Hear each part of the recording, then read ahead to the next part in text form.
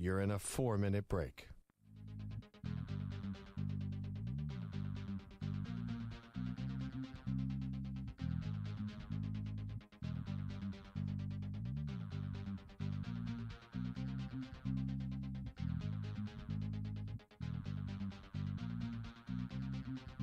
Three minutes remaining.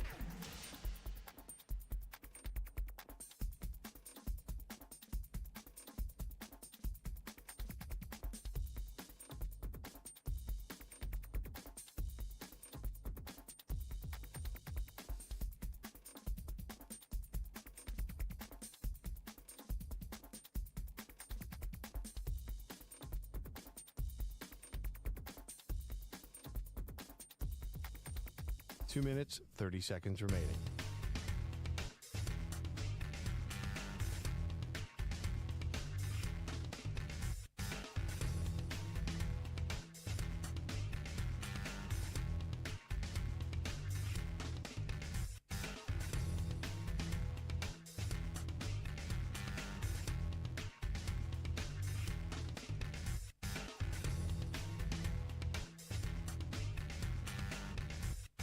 Two minutes remaining.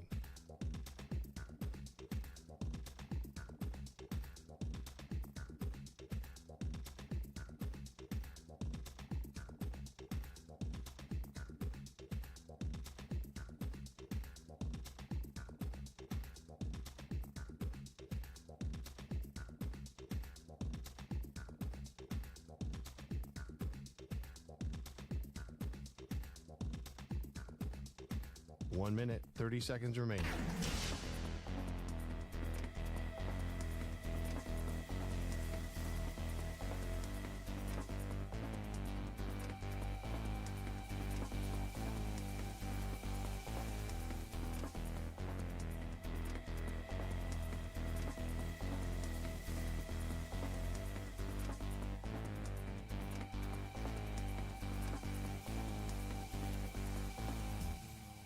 One minute remaining.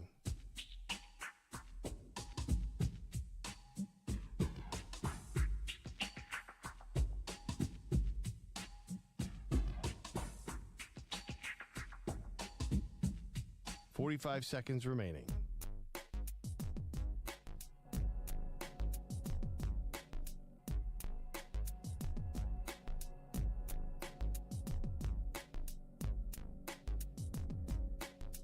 Thirty seconds remaining.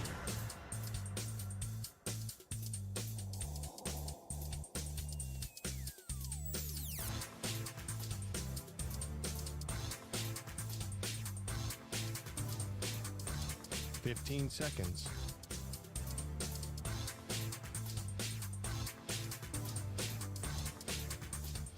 Break ends in 5 seconds.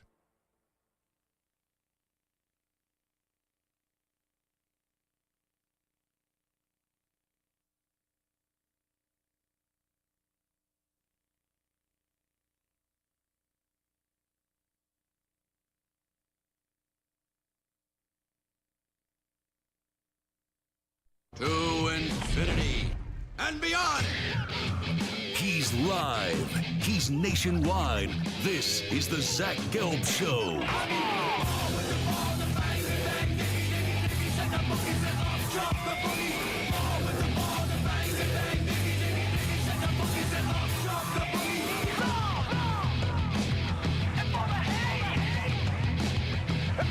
Here's your host, Zach Gelb. Live from the Play Show, yet not overly ostentatious studios of the Infinity Sports Network here in beautiful New York City, sitting on top of the 10th floor, 345 Hudson Street. Welcome on in to what is a Tuesday edition of the Zach Gelb Show across all the great local Infinity Sports Network affiliates, Sirius XM, Channel 375, the free Odyssey app, the iHeartRadio app, and also streaming live on YouTube. 888-710-4ISN is the number to jump on in. That's 888-710-4476. You could always get at me on Instagram, where I'm straight flexing, or via the good old cesspool of Twitter, at Zach Gelb. That's ZACHGELB. And you could also follow us on TikTok, at the Zach Gelb Show. Coming up at 4:20 p.m. Eastern time today, the head football coach at Virginia, following their huge upset victory at the time, up against number 8 Florida State. Tony Elliott is going to join us. And then at 5 p.m. Eastern, 2 p.m. Pacific time, the quarterback at Texas A&M, the 6th-ranked team in the country, Marcel Reed, is going to join us.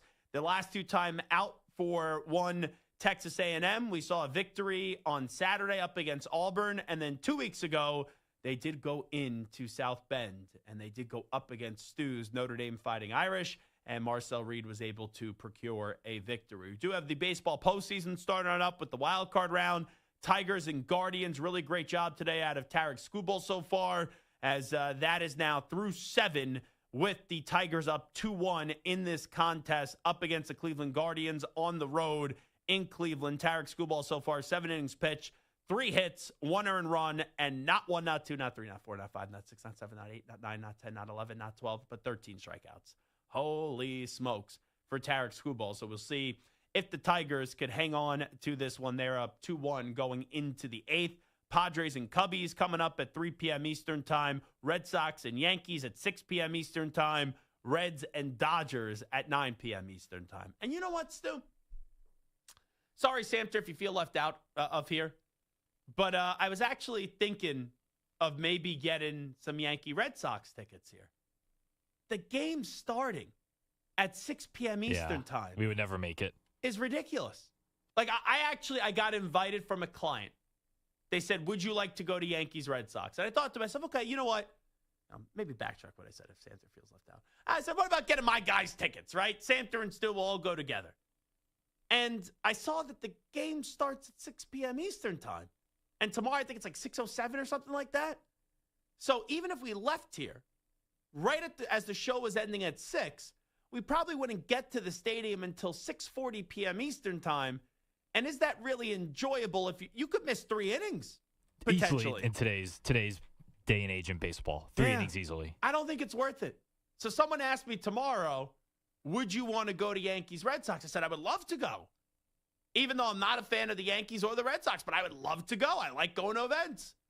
But then I saw that it was at 6 p.m. Like, can we not get 6:45 or 7? 6 p.m. Eastern time. So those are the 4 games on tap today. Once again, Tigers up 2-1. Padres and Cubbies, Red Sox and Yankees, Reds and Dodgers coming up later today. We'll keep you up to date on all the baseball. All righty. Let's start with the football from last night. Congratulations to the Broncos. You beat an inferior football team in the Cincinnati Bengals. The Bengals are going nowhere without Joe Burrow. And even if they had Joe Burrow, can I be honest? That offensive line last night was frightening. That offensive line was rancid. But I'm going to start with the Jets and the Dolphins. We'll get to Tyreek Hill. His season is now over with the injury. But the Jets have a problem.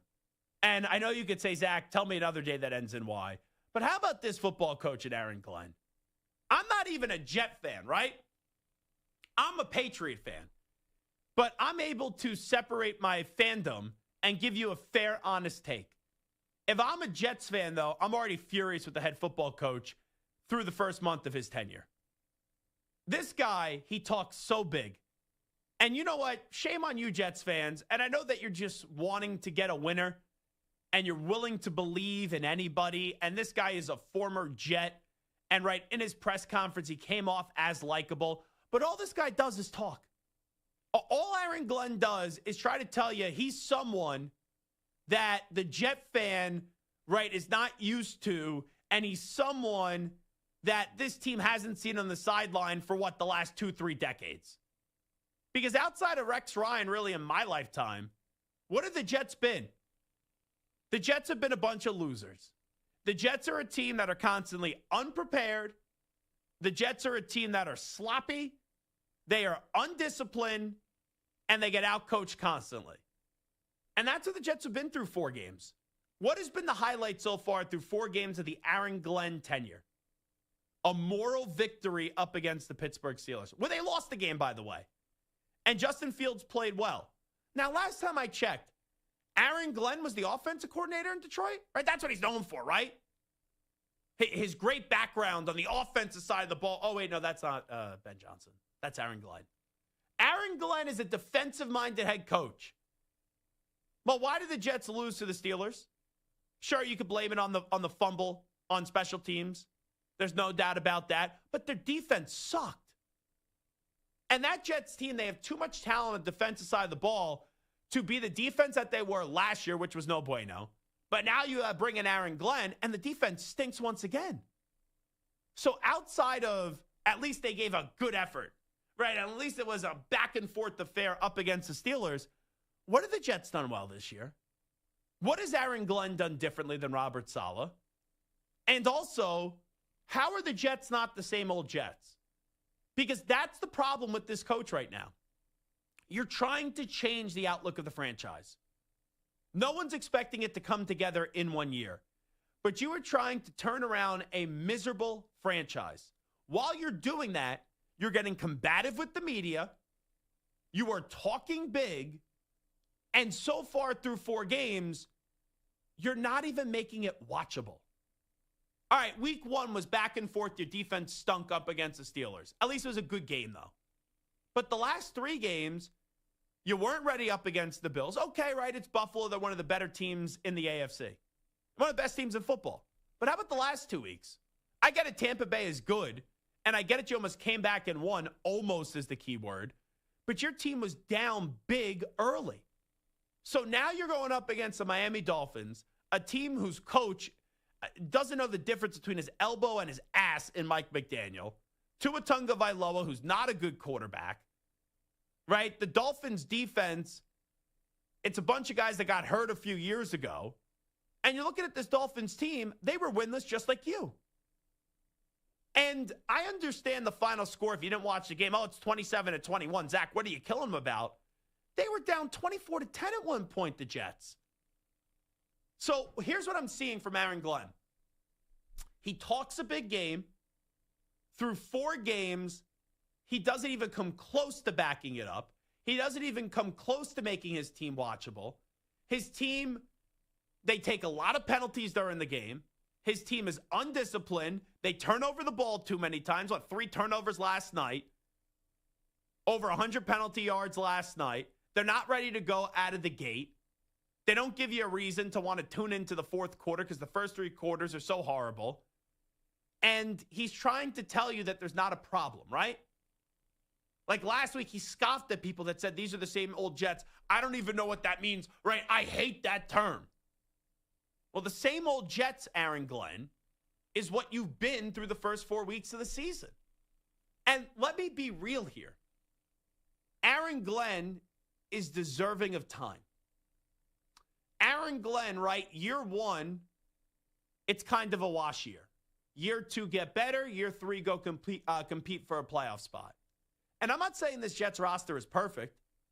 I do like some of the youngsters they have on the offensive line. Sauce Gardner, even though I think he's overrated, he's a good player in this league. Breece Hall's a solid running back in this league. Garrett Wilson is a really good wide receiver in this league. Like, there is talent on this Jets team. And here's the thing. My bar is so low, I'm not even asking you to win the game last night.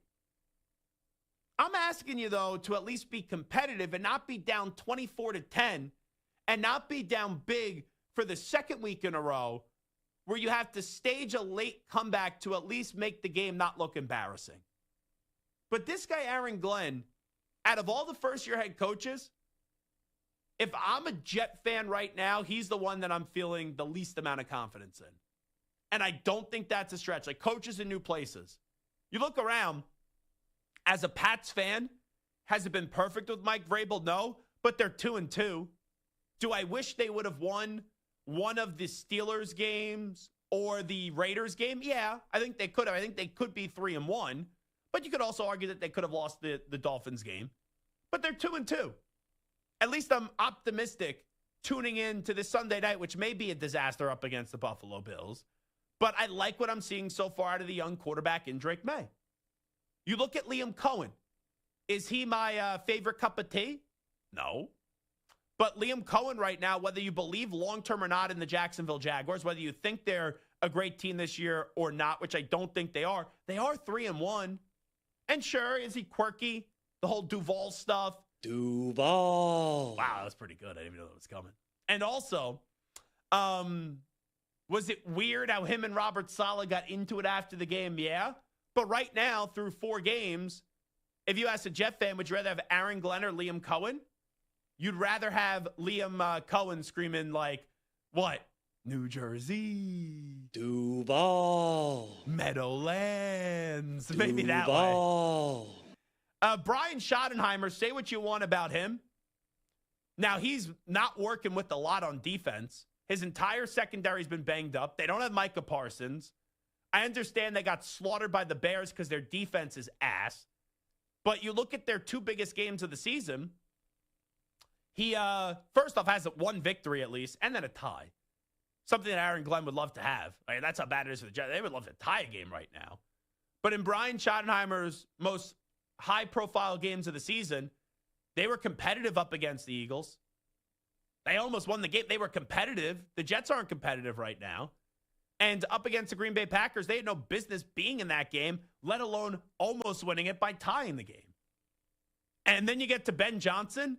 I think it's clear if you listen to this show, I'm not a fan of Ben Johnson. But Ben Johnson is getting better. They're making improvements. The Bears are now on a win streak. They've won back-to-back games. So you go through it. Aaron Glenn or Mike Vrabel, who would you rather have? Mike Vrabel. Liam Cohen or Aaron Glenn right now, who would you rather have? Liam Cohen. Brian Schottenheimer or Aaron Glenn, who would you rather have? Brian Schottenheimer. Ben Johnson or Aaron Glenn, who would you rather have? Ben Johnson. I left 2 coaches off the list purposely right now. What about Pete Carroll and Kellen Moore? Stu, where are you at with Pete Carroll? I know they're 1-3. They beat the Patriots in week 1. Since then, though, it's been ugly for the Raiders. Weren't really competitive up against the Chargers. You got smacked around by Marcus Mariota, backup quarterback for the Commanders. And if you didn't get a field goal kick block, they would have been 2-2 to start off this season. So I'm not sitting there saying that Pete Carroll's looking great. That line has problems. I don't like the blind loyalty in Chip Kelly. I don't like what they're trying to do with Ashton Genty. Let Ashton Genty be Ashton Genty. He showed you last week. You could, shut up Ryan Clark. Really? I was going to say shove it, which I could say. I don't know why I hesitated there. But Ryan Clark just annoys me. I saw him on TV the other day, by the way. He was on First Take. You have the great playmaker, Michael Irvin, who I think is highly entertaining on TV. Michael Irvin is the guy that goes nuts. He screams. He goes crazy. And Ryan Clark was basically trying to be Michael Irvin because he was talking to Michael Irvin. And he just completely ruined the segment. But how stupid was that? What Ryan Clark said about Ashton. Ashton Genty looked pretty good to me. I can't stand Ryan Clark, though. He really does annoy me. But Stu, where are you at with your football coach and Pete Carroll? I'm not saying that you should be doing backflips. But if I asked you right now, would you rather have coach of the game tomorrow, Pete Carroll or Aaron Glenn? I would assume that it would be Pete Carroll. It would be Pete Carroll. I'm fine with the start. The Commanders game is the one that left a sour taste, but they've been fairly competitive in other games. They lost to the Chargers, but I wasn't really expecting much from that. Like you said, they could be 2-2, and they could also probably be 0-4, I guess you can make an argument, but I think it's just going to be a process with him. And then you look at Kellen Moore with the Saints. They just don't have talent. So am I going to sit here and freak out about what the Saints are doing through the first 4 weeks of the season? No. They at least put lipstick on a pig up against the Cardinals. They put lipstick on a pig up against the 49ers. They got blown out by Seattle. And they were more competitive up against Buffalo than Aaron Glenn was up against Buffalo. So I look at this. I don't think Kellen Moore is a great head coach. If I'm being honest, I don't think he should have been the head coach of the Saints. But the Jets at least have some talent. So if you put Kellen Moore on the Jets, would maybe he win a game so far this season? I don't think it's out of the realm of possibilities. So through 4 weeks, and it's only 4 weeks, I understand that. A lot could change. But through 4 weeks, out of all the new head coaching hires, Mike Vrabel's better than Aaron Glenn. Liam Cohen's better than Aaron Glenn. Pete Carroll's better than Aaron Glenn. Brian Schottenheimer's better than Aaron Glenn. Ben Johnson, my BFF, is better than Aaron Glenn. And even Kellen Moore's team is having better efforts to start games than what's happening with Aaron Glenn. And I look at Aaron Glenn, what has he been? He's been a coach that is trying to tell you that this team's going to be different. He's been a coach that's talking big, but he's not backing it up. And I don't think the standard is that high. But his team is constantly unprepared. His team is constantly undisciplined. They constantly turn over the football. Heck, even the other night, what was up with that punt returner? You fair catch the football at the 2-yard line? Huh? So I look at this guy, Aaron Glenn.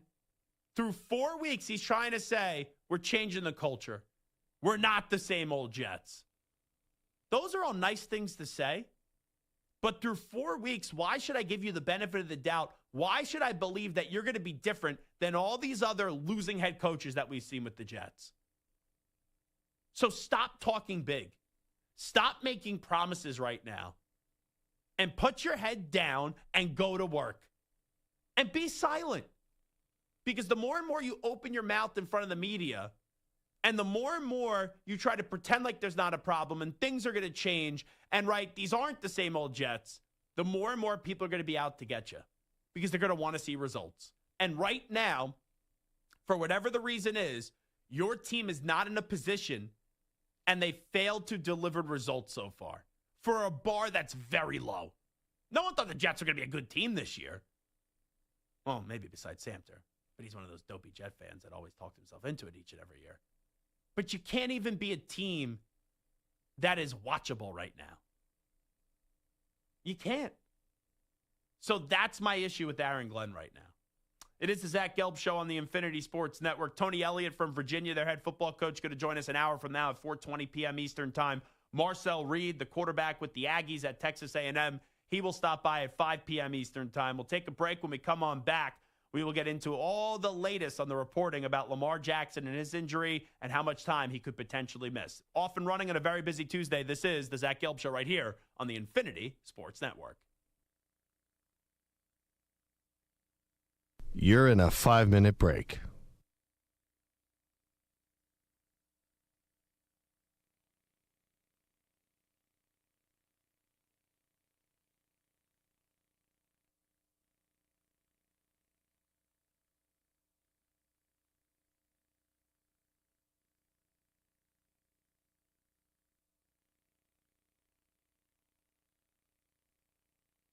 Four minutes, 30 seconds remaining.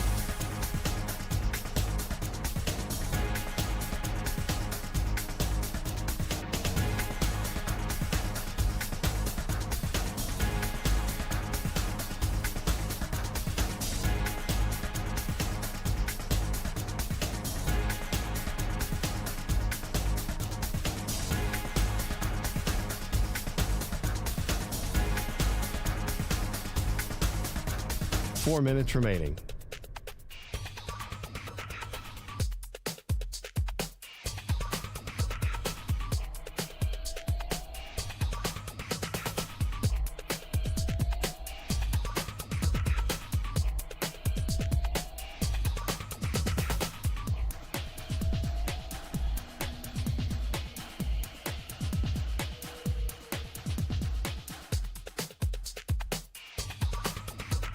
Three minutes, 30 seconds remaining.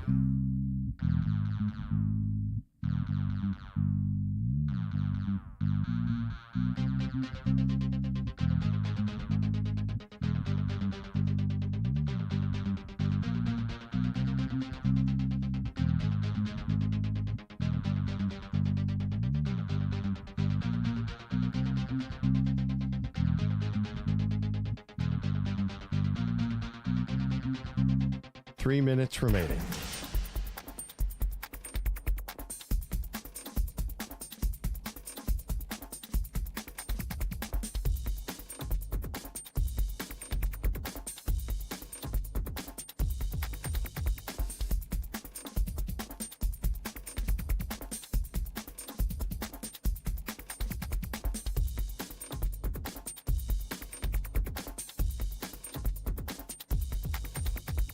Two minutes, 30 seconds remaining.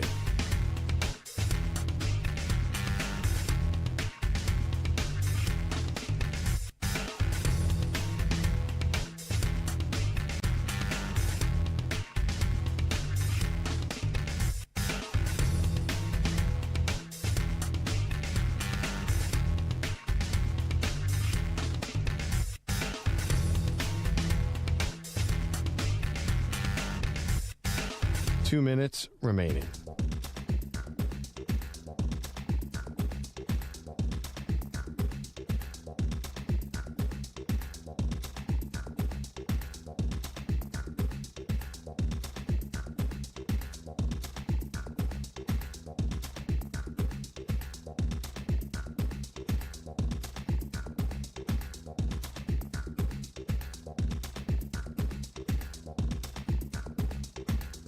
1 minute, 30 seconds remaining.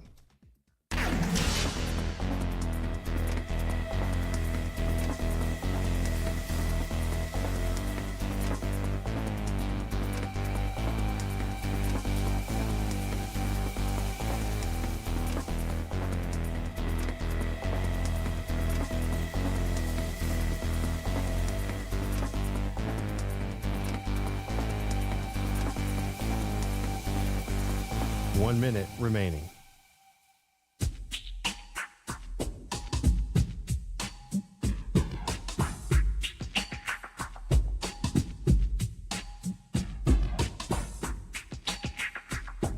Forty-five seconds remaining.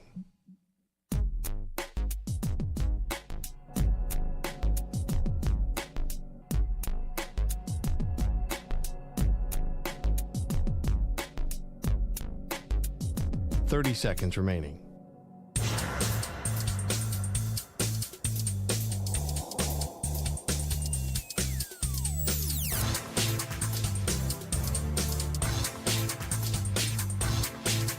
Fifteen seconds.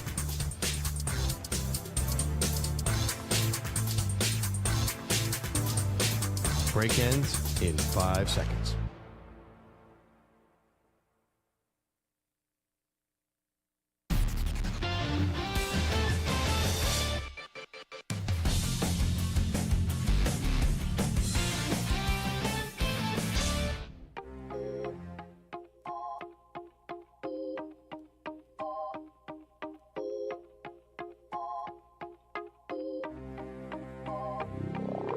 Welcome back to the Zach Gelb Show on the Infinity Sports Network.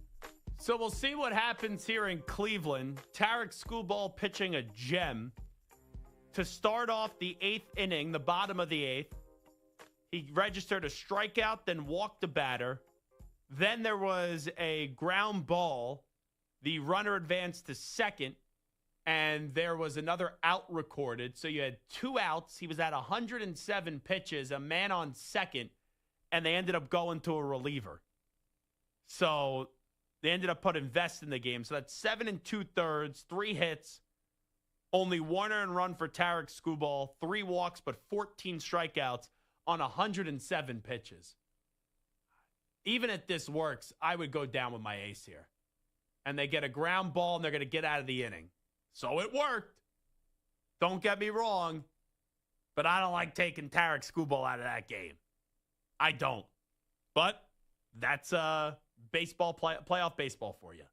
The fact that it even got to 7 2/3 of an inning is kind of crazy with how quickly these managers do hook their starting pitchers. So you will go to the 9th, the top of the 9th. We'll see if Detroit can get some insurance. But Detroit on the road for this wild card matchup up against the Cleveland Guardians. And Detroit, they are up 2-1 on the Guardians going to the 9th inning. You do have Padres and Cubs underway. That's already in the top of the 2nd.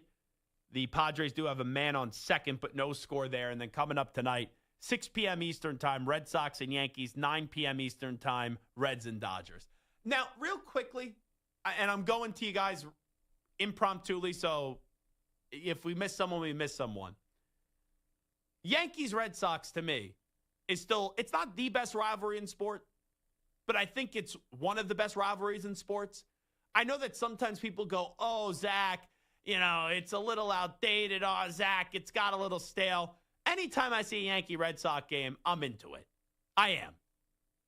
Right now, Stu, what do you think is a great sport rivalry that you personally love, or you just have respect for that rivalry? Because there's three rivalries right away that come to mind that I could argue are just as good, if not better, than Yankees-Red Sox. And now you get Yankees-Red Sox. Like, okay, I could understand maybe in the regular season, how many times they play, it could get a little dull, it could get a little repetitive. But in the postseason, this stuff never gets old. I think mine would be Michigan, Ohio State. I think that's the first one that comes to mind for me. That was the first one I thought of, especially with the last few years and all the nastiness between Harbaugh and Day and now Sharon Moore and Ryan Day. There's 2 others that I'm thinking of as well. Samter, could you get either of the 2? Or maybe even both of them? I mean, clearly you're thinking Arizona State, Arizona. No, I am not. The Territorial Cup there. I am not. Okay, no. I'm actually going to go with Chiefs-Bills. Oh, wow. Chiefs-Bills. Not a traditional rivalry, but No. here's the thing, though. The Bills got to get one done in the postseason for that really to become a rivalry. Sure, but it's not – so, like, the postseason games have all been so Classics. close. Classics. Not only just good games, classics. Where the Bills could have won any one of those games, the Chiefs just pulled them out at the end. You can also go Bills-Ravens because they're both fighting for the same thing. But I think really Bills-Chiefs, they've been so classic in the postseason, and even in the regular season, they've been good games too. Obviously, Alabama-Auburn doesn't have the same juice that it used to. Alabama-Georgia has been pretty big. You're missing two. You're missing two in sports. UNC-Duke? UNC-Duke is definitely one of them in basketball. Now, how about the other one?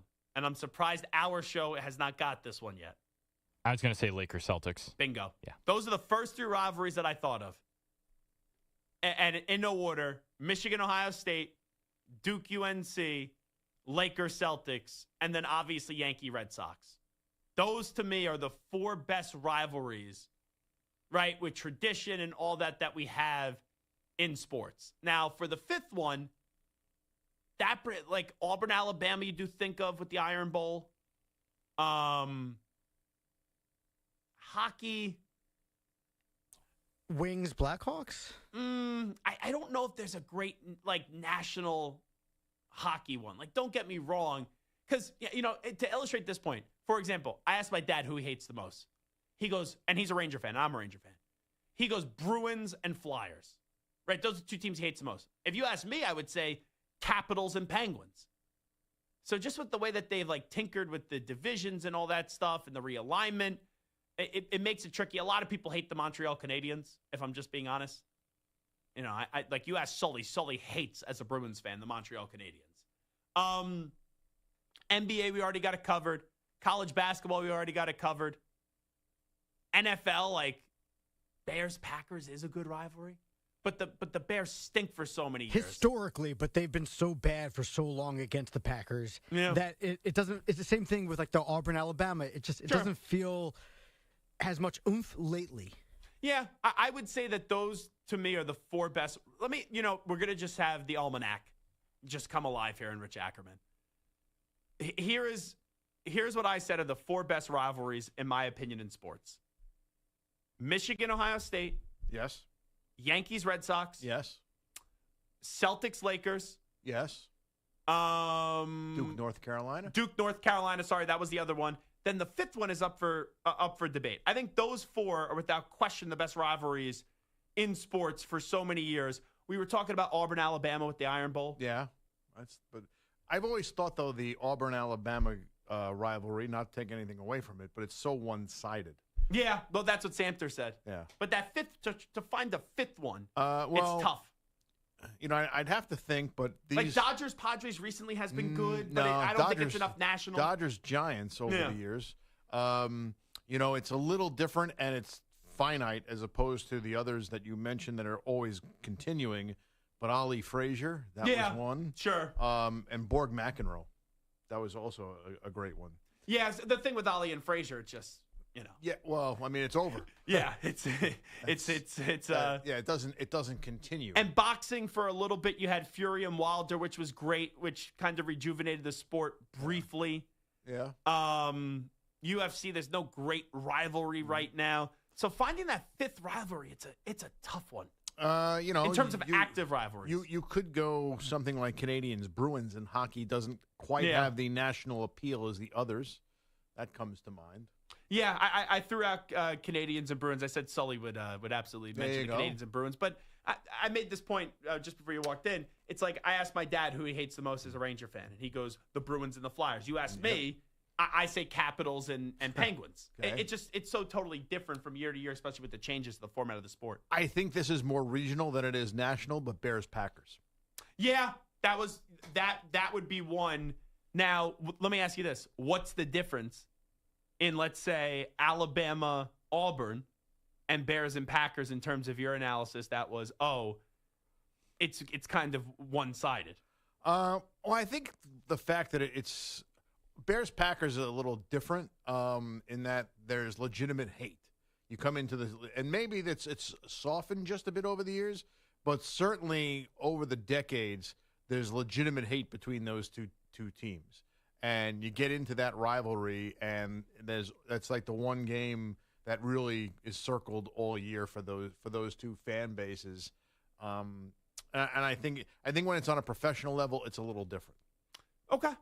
It is Zach Gelb Show on the Infinity Sports Network. Just real quickly on Lamar Jackson, because this report is out there from Brian Wacker, who covers the team for the Baltimore Sun. I actually thought we were getting got when we first saw this report today with the last name of Wacker, if I'm saying that correctly. But just it shows you on social media these days how you have no clue what to actually believe when you see something like that. But Lamar Jackson hamstring is unlikely to play Week 5, could miss 2 to 3 weeks. So that's a report from the Baltimore Sun. Now, 2 to 3 weeks, they have a bye week if it's needed to be on the 3-week side. They play the Texans this weekend, they play the Rams, and then they have a bye week. So that would take through 3 weeks, and they have the Bears. It's the same thing as yesterday. And I guess this hamstring is more serious than what we were led to believe in the aftermath of the game. If you would ask me right after the game, Zach, do you think he's missing the game up against the Texans? I would have said no. But with that being said, Texans and Rams are the next 2 weeks. If he misses both those games, you got to win one. If you win one, you go into the bye week, and even though you don't want to be at 2-4 and it's a bad spot to be in, it's still manageable when you come out of the bye week. You play the Bears, you play Miami, you play Minnesota, you play Cleveland, you play the Jets, and then you play the Bengals. So you got to find a way with Lamar, without Lamar, to find a way to get one victory. And it won't be easy. I know the Texans stink right now, but at least they'll have C.J. Stroud at quarterback, and the Rams are a heck of a football team.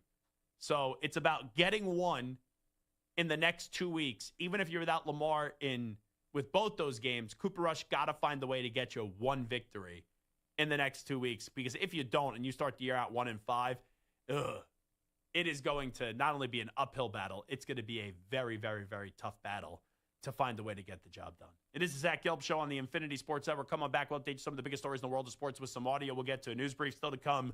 Tony Elliott, the head football coach at Virginia, after their huge victory up against Florida State, will join us at 4:20 p.m. Eastern Time. And Marcel Reed, the quarterback at Texas A&M, will join us at 5 p.m. Eastern Time as well. A lot of playoff baseball underway right now. A lot of updates around the NFL. And then some. Let's get an update in with the Ackman, Rich Ackerman.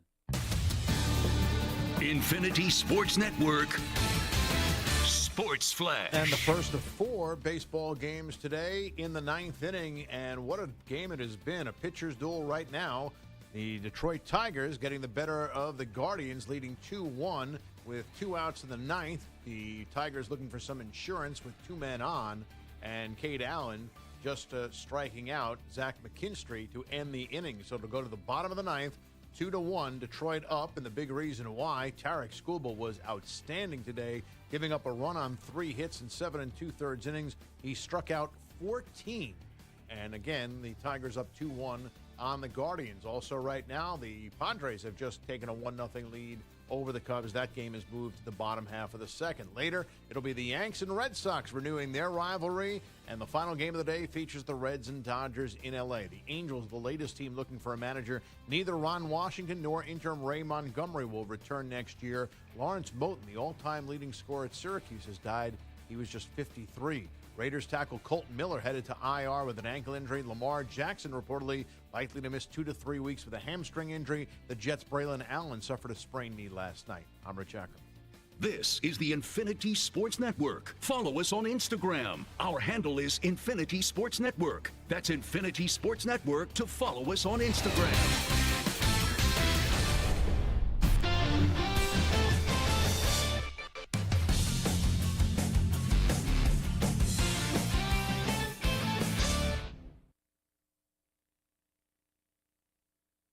You're in a 5-minute break.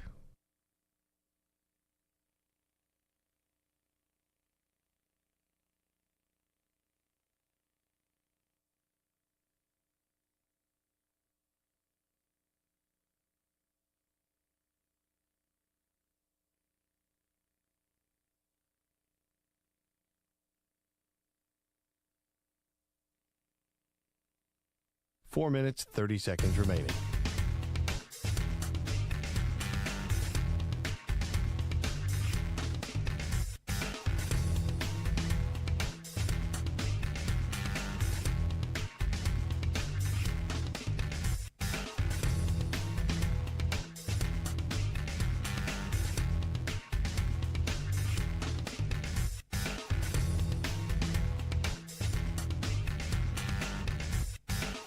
4 minutes remaining.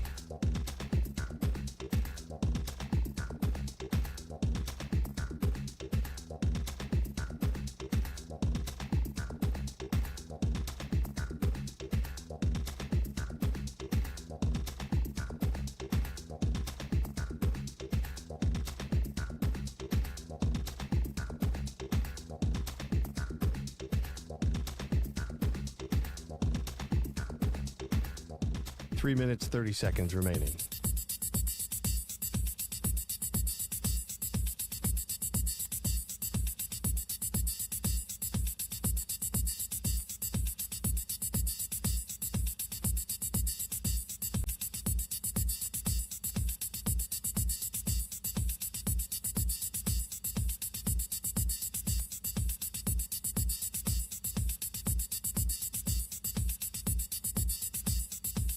Three minutes remaining.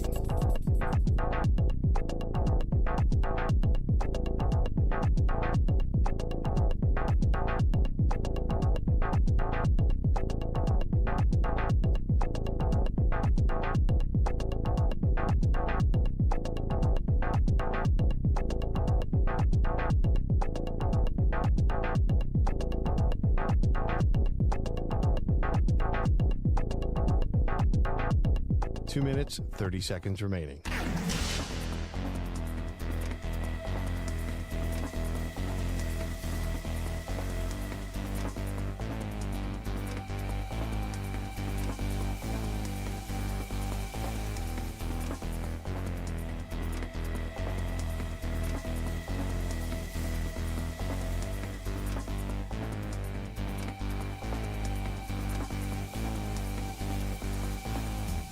Two minutes remaining.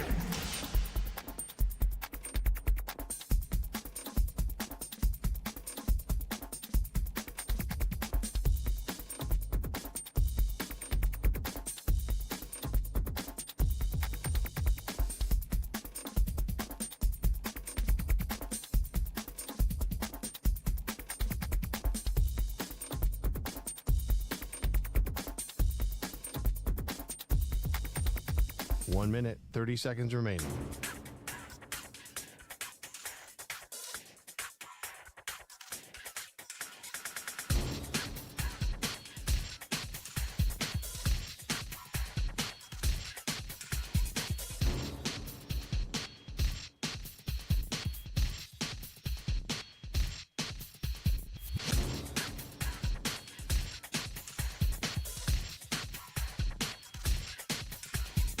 One minute remaining.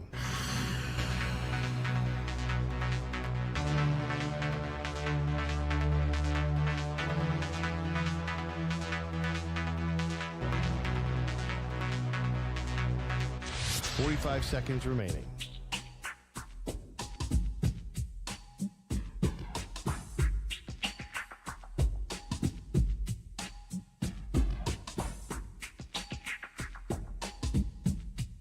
Thirty seconds remaining.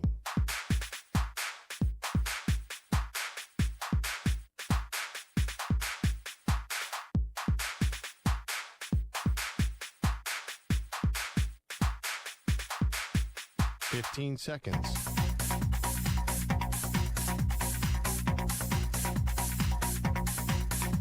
Break ends in 5 seconds.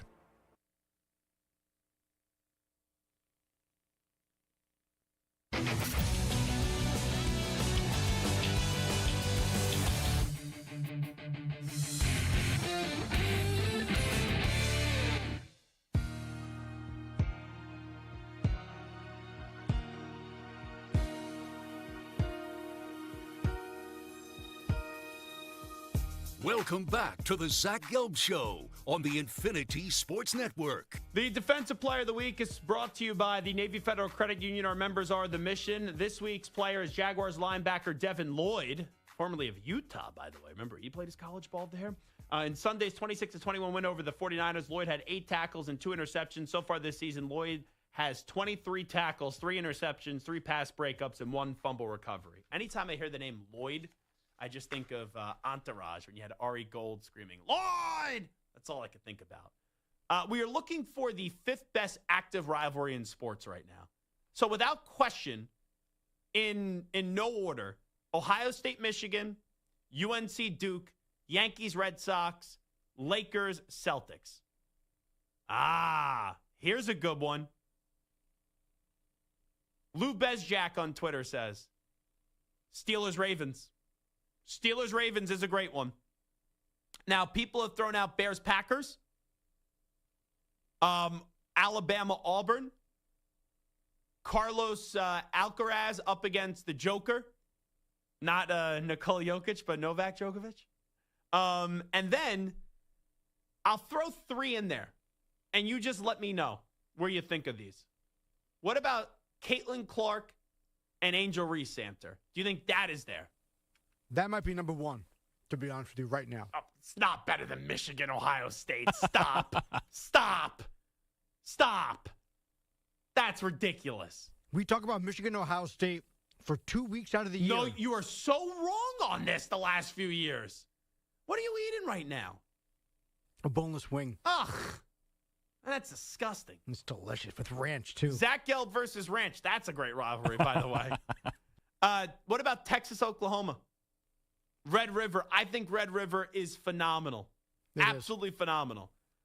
It would have been so much more fun with Mateer this year. And he might be back in time. We'll see. Yeah, he could be. And then Steelers, Ravens, which was mentioned. So those are some of the we're looking for the 5th best rivalry, right? You have to throw out there, I got 2 more. What about LeBron, Steph Curry? I was thinking that too, but it feels like it's fizzled. Sure, but at least they're still playing. Draymond, Jordan Poole? No, well, someone... Draymond versus everyone? Well, actually, I got two other comments here. They're both from Psych Mamter. Now, one I know I could say. The other one I don't know if I should say. So, the one I know I could say, Psych Mamter says, what about Bilotti versus Samter? That's the best rivalry. Oh, that's great. Now, Psych Mamter... It's not a rivalry. I just beat him down in every category that it's just not fair. It's worse than Packers-Bears. Now, Samter, this is the one I don't know if I should say. And it's from Psych Mamter. Is it about me? No, it has nothing to do with you. Oh, well, then it's fine. I don't care at all. I think I'm going to say it because sometimes I think it's better to just do and then ask for forgiveness later than rather ask for permission first and then get told no. This one's funny, though. And it just shows you how much people know behind the scenes things. Psych Mamter says, what about Maggie Gray versus James Dolan? That's a pretty funny comment. That is a good job there by Psych Mamter. That is an astute radio listener. That's fine to say in the air. Maggie talked about it all the time. Yeah, I just, I like to be respectful. I like to be respectful here. I got Maggie in that one all day, every day. I'll plead the 5th on that one. I'm not going to take a side on that one. You're still hoping that, if Dolan's listening right now, that you're not going to get banned from MSG? I get good seats when I go to the Garden. I do not want to get banned. And it's not from the Garden. But I don't want to end up being one of those people that get on the facial recognition and then it's like ban, and then they carry me out. I will say, though, if I ever get carried out of a stadium, I've been kicked out of a stadium once. We'll get to story time in just a second. But if I ever get kicked out of a stadium in present day and on, I would go limp. I would make them drag me out and carry all that weight that I have. It would be good for the brand. It would be. But no, I'm not looking to get kicked out of a stadium. Would it be good for the brand? I think so. Getting national radio host kicked out of stadium. Well, yeah, that. But I feel like going limp, the visual of you just flopping around Worked for Portnoy at the Super Bowl that one year. Yeah, that was like one of the highest trending. That was one of the highest trending stories of on the internet that day. Yeah, but Portnoy has that reputation of just like, going limp wouldn't really hurt his reputation. I don't think it would hurt my reputation. For you, you going limp, it would look weird. Like, it's just weak almost. I would want you fighting and kicking. It's intentional. I understand, but the visual is still a bad visual. If you fight and kick, I don't want like an actual crazy lawsuit. If I fight and kick someone, I could actually hurt someone. So you don't want to actually fight and kick to the extent of hurting, but like fight back like, oh, I'm not going there. No. And that way, when people see the video, like, man, that's Zach Gelb. Now Maybe you spend a couple extra hours in jail because of it, but it's worth it. My family actually has won a lawsuit against a professional sports team because we got kicked out of a game. New York Mets, St. Louis Cardinals, 2006 NLCS Game 7. Before the game, Zach Gelb is with my dad, Bob Gelb. We are in... He's trouble, man. No. Bob Gelb was actually in the right on this one. We are in the ironic part of this story. The, at the time, lawyer of the Mets office before the game. Omar Minaya was there. Even the Wilpons passed through. Because I had a childhood friend who his stepdad was friendly with the lawyer of the Mets. So that's where we're sitting before the game. Now, my friend was just getting over cancer, and I haven't seen him in a while. So I saw him right before the game. And then, as the game got underway in like the third or fourth inning, we were like a few sections over. So we just walked over to like say hello. And a security guard, I was in middle school, came up to us. And the security guard says, son, you need to go back to your seat. So I go, okay, I'm going back to my seat. And he goes, no, you need to get out of here. So I'm, right, a middle school kid walking back to my seat. The next thing you know, there are 10 to 12 security guards. And out of nowhere, the security guard just said, no, we mean like out of the stadium. Because I guess we were in a section that was a few sections over from our tickets. And that was that. So the next thing you know, my dad and I are getting escorted out of the stadium. My dad quickly does the thing, which I've never seen him pull this card before. Like, hey, the Mets have a partnership with our company. And he like pulls out his press pass. And the guy goes, where did you find that? On the ground? And we get escorted out of the stadium. And my dad has a metal knee. Because my dad has knee replacement surgery. By mistake, one of the security guards, as they are moving us out of the stadium, and you remember the Shea Stadium ramps? Like, it wasn't, there were escalators in the stadium, but when you got out of the stadium with that many people, you just walk down the ramp. So they're walking us down the ramp, and by mistake, one of the security guards flat-tired my dad, stepped on the back of his shoe. My dad fell. His knee was gushing blood. So the main security guard that was kicking us out for whatever reason, I don't know. Like maybe his wife left him early in the day or something. I still don't know to this day. The security guard, while my dad is bleeding, goes, sir, we've seen this act before where some guy falls down. So they didn't ever provide any care for my dad. They kicked us out of the stadium. Now, here my dad is like upset, right? Because I was upset. And someone from the Mets, I'll keep that person nameless, who knew my dad texted them. He goes, I could get Zach back in if Zach wants to watch the end of the game. Here I am in middle school, though.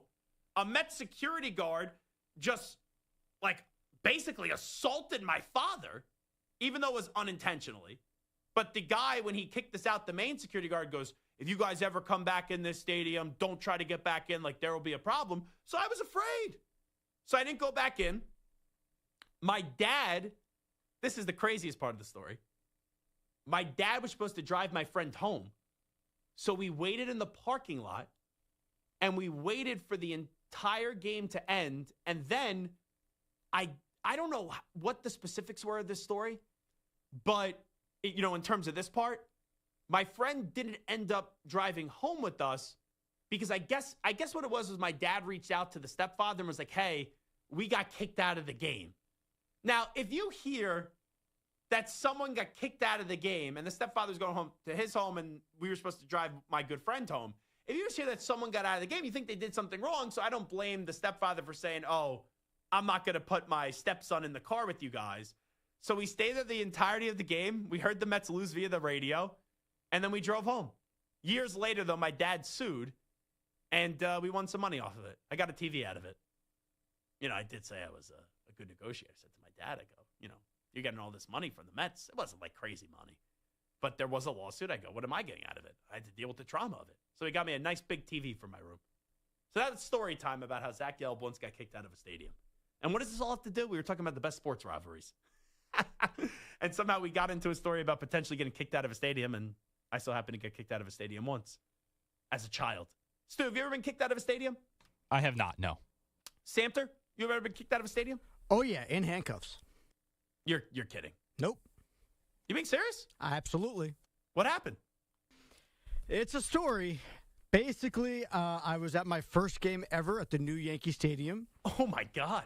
I used to work at Yankee Stadium. My brother worked at Yankee Stadium at the moment. Mm-hmm. We happened to be sitting in the section where I guess the Royals family was sitting. We just happened to get tickets there. Yeah. And after the game, they just assumed we were Royals family. They invited us down into the locker room. And we were like, no, that's crazy. We're not going to do that. But we just stayed. Like, they didn't kick us out of the stadium. When everyone else was out, we just sat in our seats, hanging out, taking pictures. Next thing you know, Joe Girardi's on the field with his son, hitting fungos and hitting grounders to his son. Okay. Then he leaves, and it's just the grounds crew. There's not a single person in the stadium other than us and the grounds crew. So we go down to the front row. We're taking pictures. I take a step onto the field, take more pictures. We go into the dugout. I take more pictures. Me and my brothers go on the mound. Talk about pushing your luck here. Yeah, I go on the mound. Why did you leave? I'm throwing fake pitches. My brother's hitting fake home runs. Are you being serious? Yeah, we start running the bases. I slide into home. How old were you? 32. This was like the beginning. Yeah, 2009. 09, right? 09 is when the stadium Okay. opened. Yeah.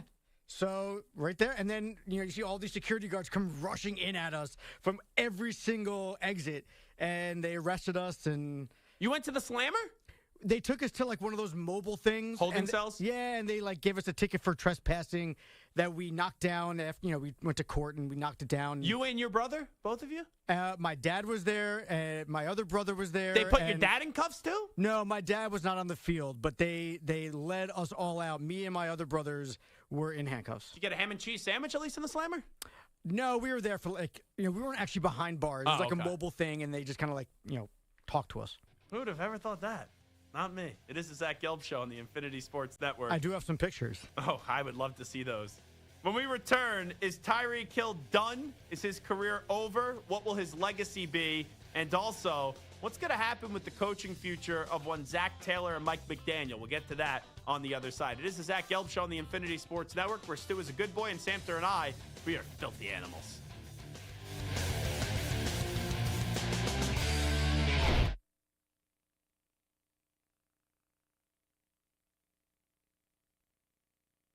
You're in a 5-minute break.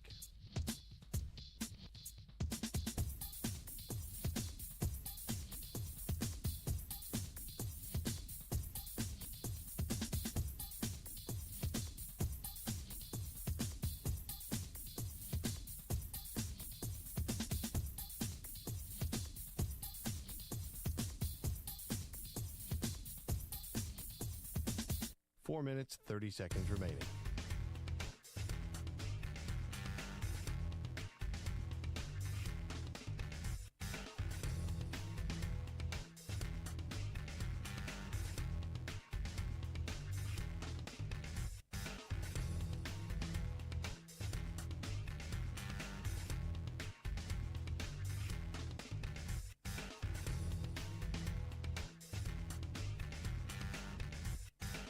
Four minutes remaining.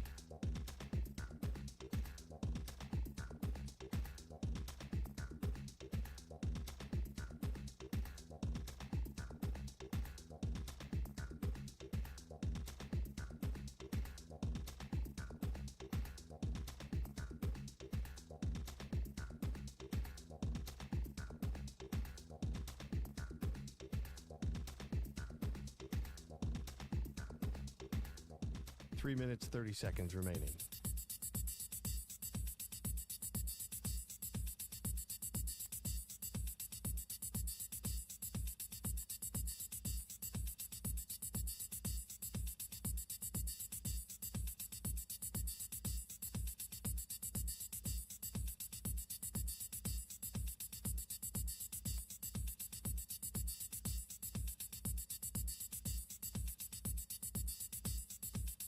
3 minutes remaining.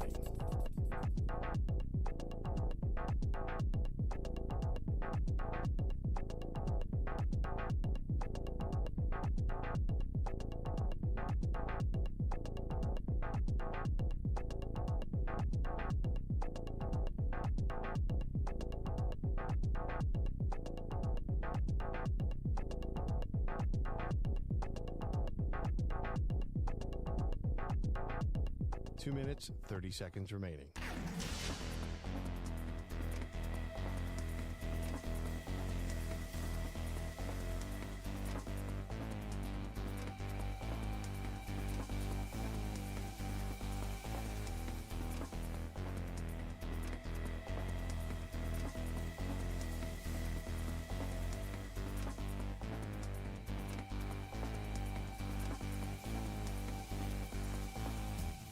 Two minutes remaining.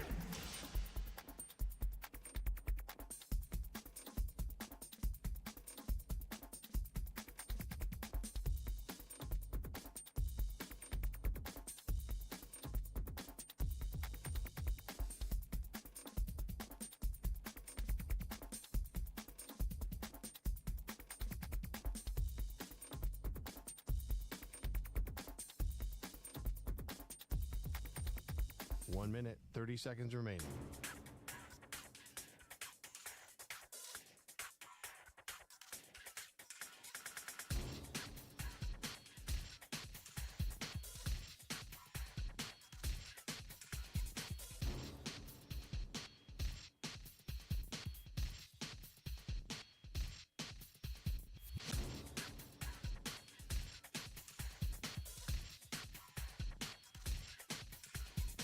One minute remaining.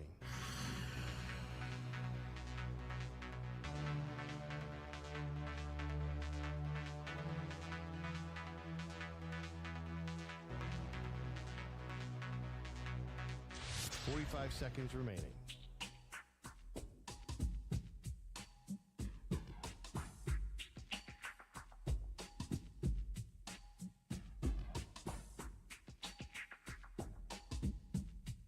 Thirty seconds remaining.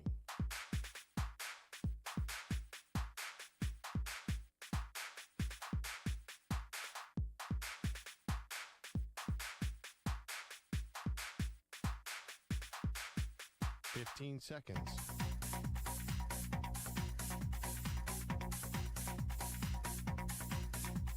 Break ends in 5 seconds.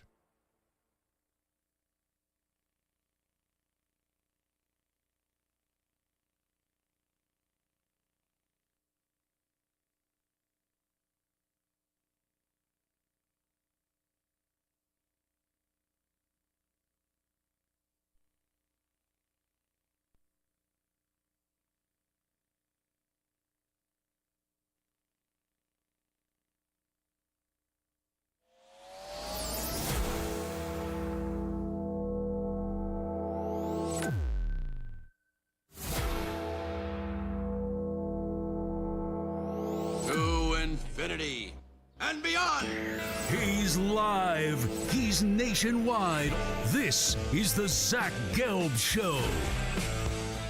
Alrighty, this is Zach Gelb Show, coast to coast on the Infinity Sports Network. So Tyreek Hill suffered a dislocated knee and tore multiple ligaments in his knee. His season is over. That was last night, obviously, with the Miami Dolphins going up against the New York Jets. The Dolphins did snag their first win on the season. The Jets obviously fell to 0-4.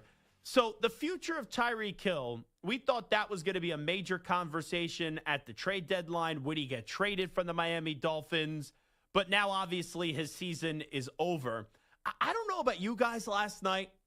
I don't think, if I'm being clear, that he's happy that he got hurt. But when he got hurt last night, I did think it was bizarre how he was basically clapping and smiling. And like my guess here, Samter, on this one is he was in so much pain. And if that's the last image of him on a football field, you kind of just want to go out and basically say to the fans, hey, even though I'm clearly hurt, everything's all right. Like, I'm good. Thank you. This was awesome. right? The run was great, and maybe he comes back, right? He could return next year. He still has another year left on the contract. But when you're known for your speed, and that's what Tyreek Hill has been known for, and the last year or so he's been slowing down anyway, not necessarily the speed, but just the production in the field. Last year didn't go well. He suffered the injury, too, the wrist injury that I guess was a battle all throughout the season. But now you suffer a major leg injury. When your game is predicated off speed and you're now in your 30s, who knows if he'll ever be the same player. I would probably imagine and guess to say that Tyreek Hill is never going to be the same player again. So when you're in a state of shock, when you suffer such a dramatic injury like that, Santer, my guess is that was just a unnatural reaction that probably only happens to someone that suffers an injury that was that deep. Because when I saw that leg bend, that was squeamish, right? You're like, you see that on TV, and I think we all had the same reaction. It was, right? And your leg starts hurting, even though that's not your leg, because of how much pain you saw that he was actually in. So that was kind of my take, Samter, even though I thought it was a little bit weird at first, that he was basically clapping and smiling. And we know it's an easy narrative with how he didn't want to be in the Dolphins at the end of the season to say, oh, that's Tyreek Hill, happy that he got hurt. I don't think anyone is actually happy that now they're going to have to go through this rehab process and you suffer a dislocated knee and you tore multiple ligaments in your knee as well. I don't think anyone's happy about that.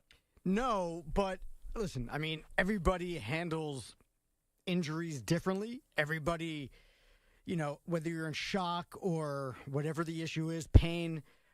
I've never, ever seen that. You're right. Seen an athlete act that happy. Yeah, because that wasn't like, hey, guys. Sure. He was waving a little bit to the crowd, but he was like, big grin on his face. Like there was something else going on. Almost like a relief. Almost like, I don't.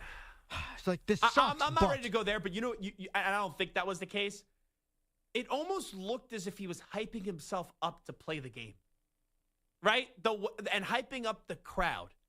That's almost what it looked like. Where how many times you see a guy on the sideline when someone else comes over to them and they're tapping him on the shoulder pads and they're saying like, let's go, let's go, let's go, let's go, let's go, let's go. It's almost as if he was doing that to the crowd in a moment where he got hurt. I haven't thought about that until now, but that's just the one image or the one thought process that I had on it. Do we have that audio, by the way? Was it Teron Armstead? Okay, so we'll get that audio coming up in a bit because I thought he gave an interesting perspective from TMZ. I guess they caught up with him. So here's my question now. Is that it for Tyreek Hill's career? Stu, do you think Tyreek Hill is going to play another down again in the National Football League? I think he'll play another down. The question, I guess, will be, will he be as effective as he once was? And I think that is where I would say he will not be. But I do think he will play in the NFL again. I think he will play again. I don't know if it's going to be with the Miami Dolphins. Now, he still is under contract with them for another season, but I'm with you. I don't think he'll be the same player ever again. So here comes the question. What's the legacy of Tyreek Hill? Because Tyreek Hill, he's been a great player. Now, let's be real. He's not a good human being. He's an absolute jackass, and he's been accused and he has done some despicable things with Tyreek Hill, with the way that he's handled himself with women and with children. So the guy's a Super Bowl champion, is a first-team All-Pro. He's been an 8-time Pro Bowler. But I will say, even if I don't think you're a good person, I don't hold that against you in terms of the Hall of Fame. Because the Hall of Fame to me isn't if, hey, are you a nice guy? Hey, are you a good guy? It's what were you on the field? So I'll just ask you this question, and wide receivers are probably the toughest to evaluate when it comes to the Hall of Fame. Look how long Chris Carter had to wait. They even made Terrell Owens wait, and not just because the media didn't like him, but that was stupid. And even now, we have a logjam at the wide receiver position for the Hall of Fame. So far for his career, Tyreek Hill, 819 receptions, 11,383 yards, 83 touchdowns, and he also had 5 returns for touchdowns in the special teams department, and he also had 7 rushing touchdowns. Stu, just give me a yes or no. No explanation, just yes or no. Do you think Tyreek Hill is a Hall of Famer? No. Samter, yes or no? Do you think Tyreek Hill is a Hall of Famer? Yes. I'm going to say yes as well. I think it's going to take some time for him to get in. But for a stretch, you make 5 first-team All-Pros. And I know it wasn't all consecutive, 2016, 2018, 2020, 22, and then 2023. I think that's tough to leave him out. But I think in terms of Hall of Fame or not and legacy, you think they're usually synonymous, right? If you're in the Hall of Fame, that means you have a great legacy. I don't think Tyreek Hill's going to have this great legacy. Because if you're Tyreek Hill, you won a Super Bowl, right? You'd rather have one than none. But you left Kansas City. And sure, you had one great individual, like he's had obviously more than one great individual season, but one season where he was praised as, right, the best player in the league on that dopey NFL Top 100 list. So his stats individually were great outside of Kansas City. But you could have been synonymous with the Chiefs dynasty. Is Tyreek Hill synonymous with the Chiefs dynasty? No, he's won one Super Bowl. When you think of the Chiefs dynasty, who are the people you think of? Patrick Mahomes, Travis Kelce, Chris Jones, Andy Reid, Steve Spagnuolo. Right? Those are the 5 people you immediately think about. You know, I'm not talking about the owner and Hunt. I'm not talking about the GM and Veach. When you think of who are the 5 people that are most associated, player or coach of the Chiefs dynasty, in no order, Mahomes, Kelce, Reid, Spagnuolo, and Chris Jones. Those are the first 5 people you think of. Now, Tyreek Hill only won one championship, but if he would have stayed, you know who would have been on that list? Tyreek freaking Hill. And let me ask you this. Not that I think Super Bowls are the end-all be-all, because really for the Hall of Fame, we only really hold Super Bowls against quarterbacks and head coaches. Like, Joe Thomas is obviously deserving of being a Hall of Famer. Did anyone sit there and said, oh, yeah, but Zach, he doesn't have a Super Bowl ring? You know, Randy Moss, clearly deserving of being a Hall of Famer. Second best wide receiver of all time. They would say, oh, he doesn't have a Super Bowl ring. No. But I do think for a position that the standard of getting in the Hall of Fame is so ambiguous, and how there's so many guys with great stats that should be in that aren't, I do wonder, and I don't only wonder, I think, if Tyreek Hill would have stayed with Kansas City and he would have had 2 more Super Bowl championships. Stu, let me ask you a question.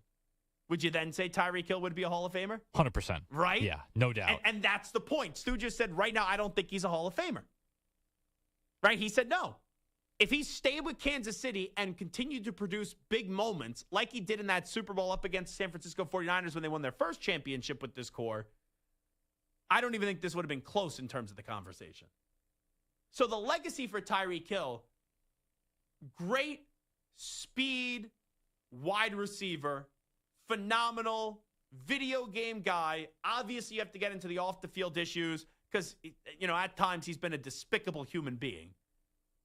But the leaving of Kansas City and getting traded from Kansas City and demanding out pretty much there, yeah, he's been a great football player still.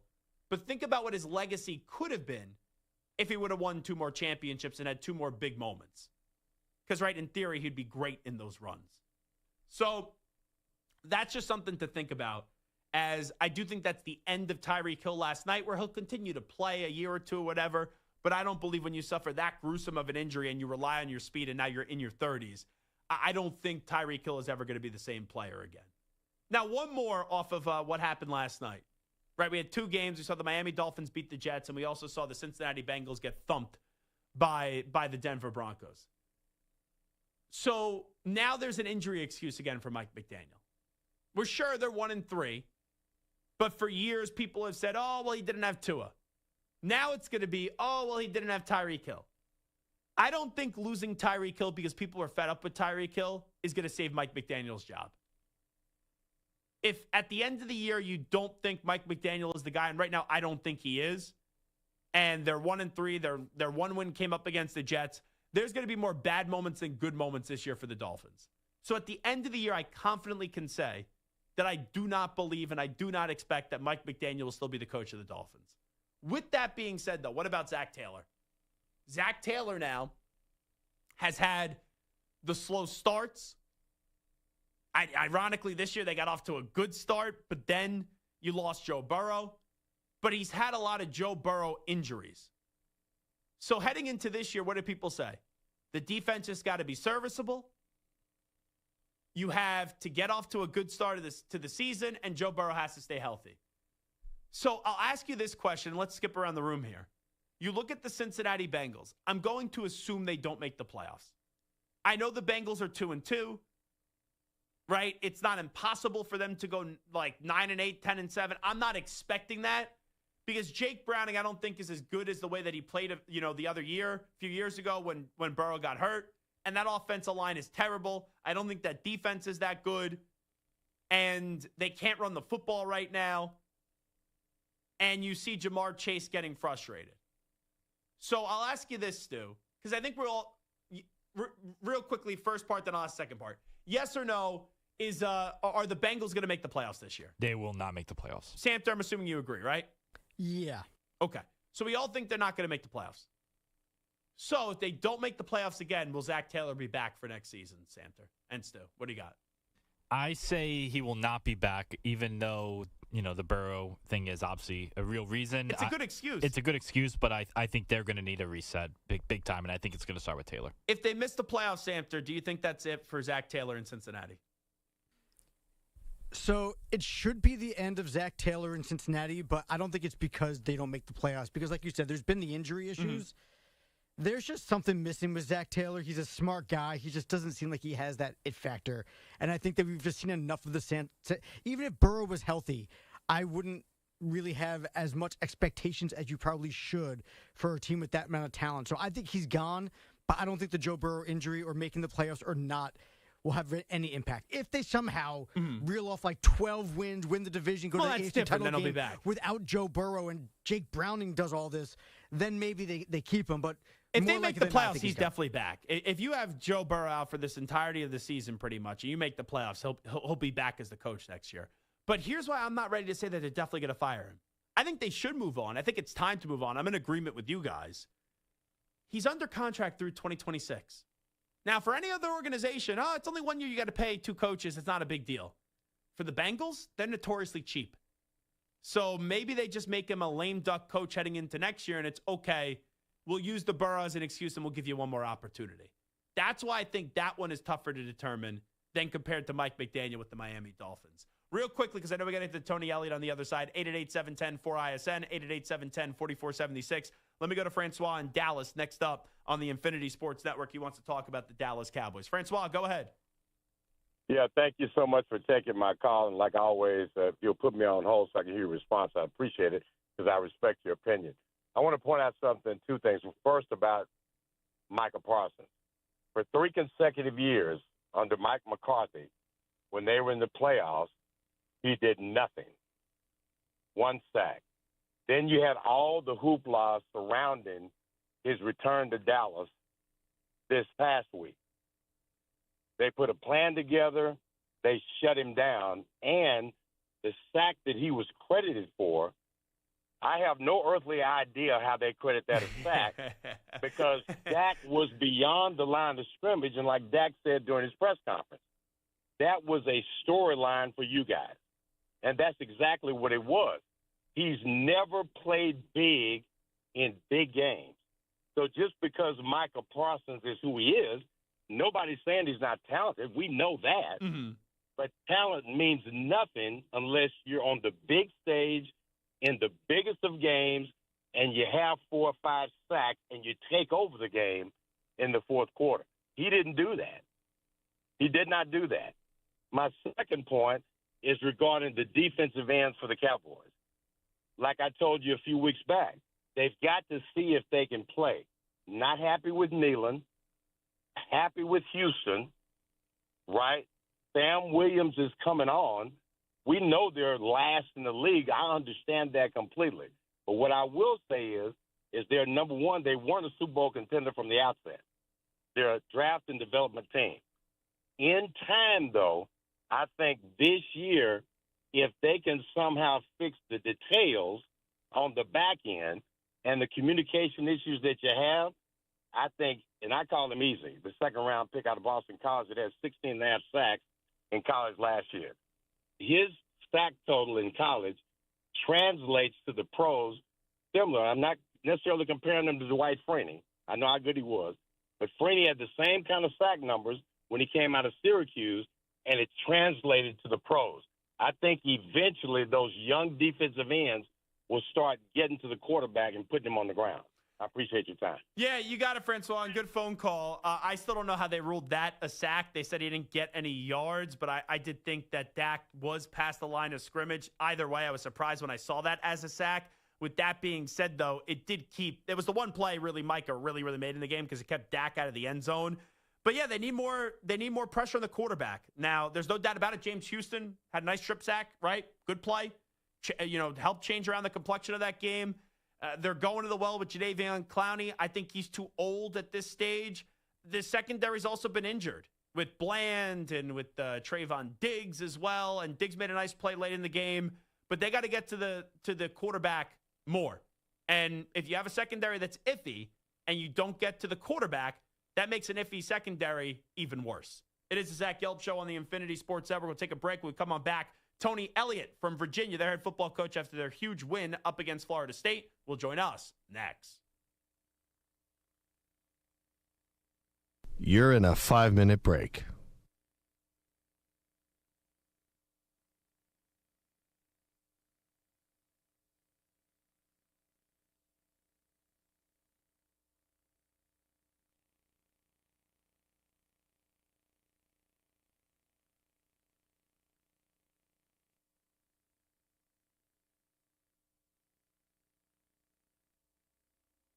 Four minutes, 30 seconds remaining.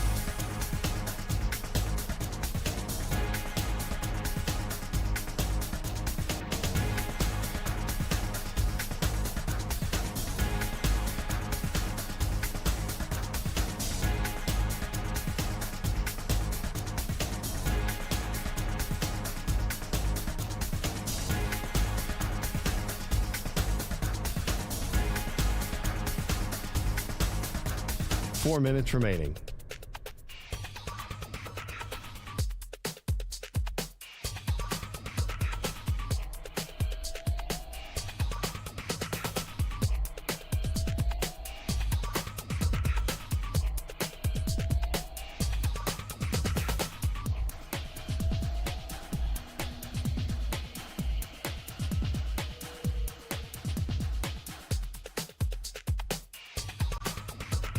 Three minutes, 30 seconds remaining.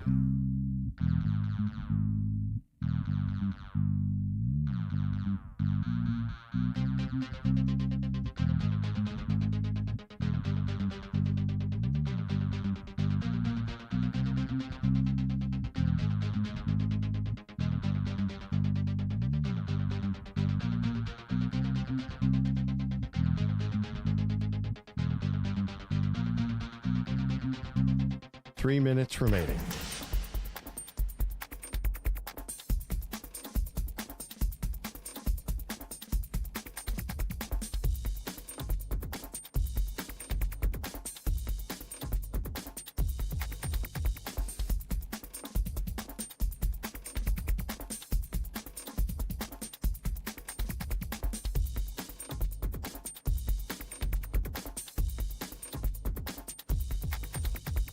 Two minutes, 30 seconds remaining.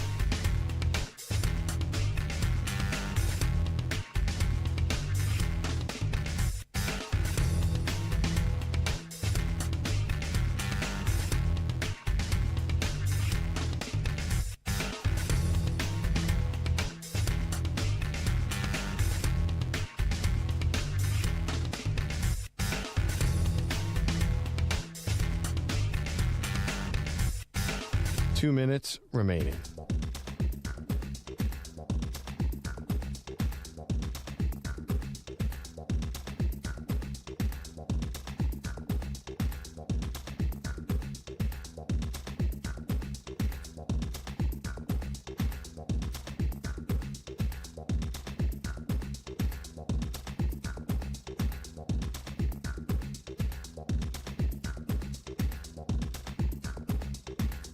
One minute, 30 seconds remaining.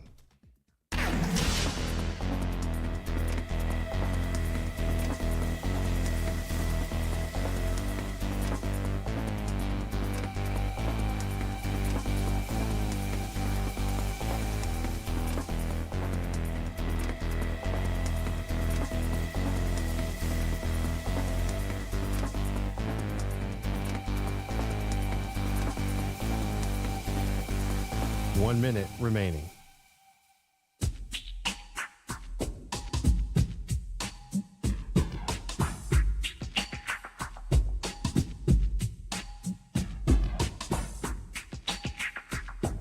.45 seconds remaining.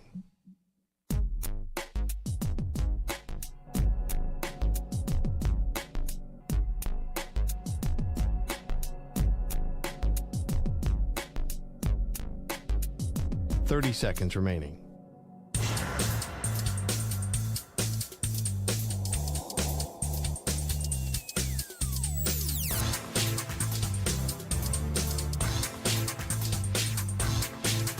.15 seconds.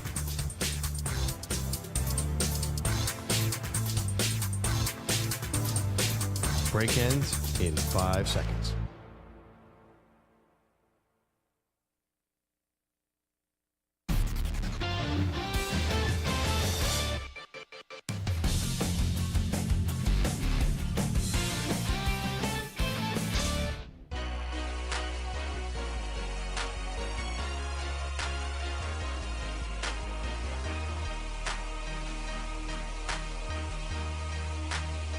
Welcome back to the Zach Gelb Show. All righty, welcome back in. Zach Gelb Show here with you coast to coast on the Infinity Sports Network. How about Virginia? They're now ranked 24th in the country after their massive upset victory up against Florida State in double overtime by a final score of 46-38. And now joining us is the head coach at Virginia, and that, of course, is Coach Tony Elliott. Coach, first and foremost, congratulations. I would ask you how you're doing, but I think that'd be a stupid question, especially after what we saw on Friday. That was really something special. Well, no, I appreciate it. Doing well, but it's back to work. It's a takeover Tuesday in our building, and we got a really good Louisville football team that we got to get ready for. So we'll talk about Louisville, obviously, in just a bit. I was at a wedding over the weekend. So Friday night, I got to my hotel, and I was watching your game. I was also watching Arizona State with that craziness. Mm-hmm. When that all did go down in double overtime, 4th and 12, you make the game winning stop, the interception, and then you had the field storming. Just kind of process that for me and everything that you were feeling right in the immediate aftermath of the game. Oh, it was crazy. And you know, I was at Clemson for a lot of years where the fans actually come on the field after the game. But man, the way it happened in Scott Stadium, man, it's something that I'll never forget. But it was intense. There was a lot of joy, a lot of excitement, and then I had to do an interview, and then they rushed me off the field. So I really didn't get to stay for the full effect, but I got to see some video of the guys out on the field really taking it in. So when you got a moment to breathe, because it's such a blur, right? The fans, I've never seen a field storming like that. It was one of the coolest things ever, where the ball wasn't even on the ground, or the play wasn't even blown dead yet after the interception, and boom, the fans right away. Like, I thought it was AI watching from my room, and I knew I was watching it live. So it was something crazy. But I don't know if it was maybe in the locker room with your team afterwards or when you got home, but when you got a moment to breathe, when did it hit you what your team was able to accomplish? I think in the locker room, having an opportunity to see the joy and the expression of the guys, and that's really when it hit me. And then also, you guys go up big to start, then they come back, and then when you're the underdog, people nationally wonder, Tony Elliott, oh, they're going to unravel. But your team always showed fight. They showed that they were ready for the moment. That's always a thing. Like, I've been around some upsets before. You wonder if the team's going to be ready for the moment and if they're going to be able to fight back when the other team gives a counterpunch. Why was your team not only ready for the moment, but able to handle the adversity of the game? I think our program as a whole, since this staff has taken over, has been building our foundation on adversity and overcoming adversity and persevering. And I told the guys that it was going to be a heavyweight fight. It was going to go all the way to the fourth quarter, that nothing that happened in the first or second quarter was going to determine the outcome of the game. So they're going to hit us. We're going to hit them. But you just keep swinging, you keep fighting, and don't look at the scoreboard. Just get it to the fourth quarter and then believe that you're going to go win a one-possession game. It's your fourth year. I know Rome isn't built in one day, but what are you guys building, and what does that win do for your program moving forward now? Right, great question. I think what we're building is a program that wants to be the model to show everybody what it means to truly pursue excellence on the field, but also off the field and in the community. So that's what we've been focusing on the last 3 years is really laying a foundation, teaching everybody how to think properly in order to be able to attack your daily activities with excellence. That doesn't mean that we're perfect. We know we can't attain perfection, but if we work really, really hard and we become consistent at what we're doing, then we'll be good over a consistent amount of time, and that's really what excellence is. What was the craziest text message or maybe phone call you got in the aftermath of it? What was one that maybe really meant so much to you? Because I know how this works. You win a game like that, everyone starts hitting you up, coach.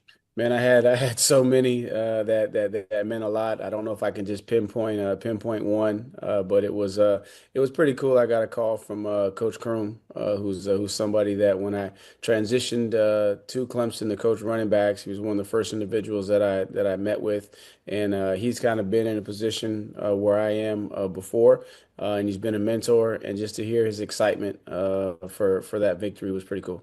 We all know what Tiki Barber did for Mhm. your university in Right. 1995. Tiki is a colleague of mine, and I saw him right before this interview. He wanted me to tell you congratulations and say hello, but I asked him, I go, man, that was really something. What did you think about it? He goes, insane. He goes, 30 years ago was crazy, but that one on Friday night took the cake. Knowing what Tiki means to your university and what that win meant for Virginia, how do you kind of process those words? Oh man, I mean to hear first of all tell Tiki I said hello and to hear him say that he felt like this win was because we all know what and that's we had the throwback uniforms on. Man, we were paying homage to that team and what they were able to do. I think that what they did to snap a 29 game win streak, the first loss for Florida State in the ACC, that was pretty big. They were ranked number two.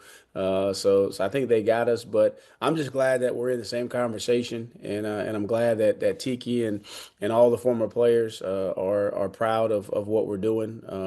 And really, that's why we're here is to make sure that we carry forth the legacy of all the guys that have come before that have wore the V Saber.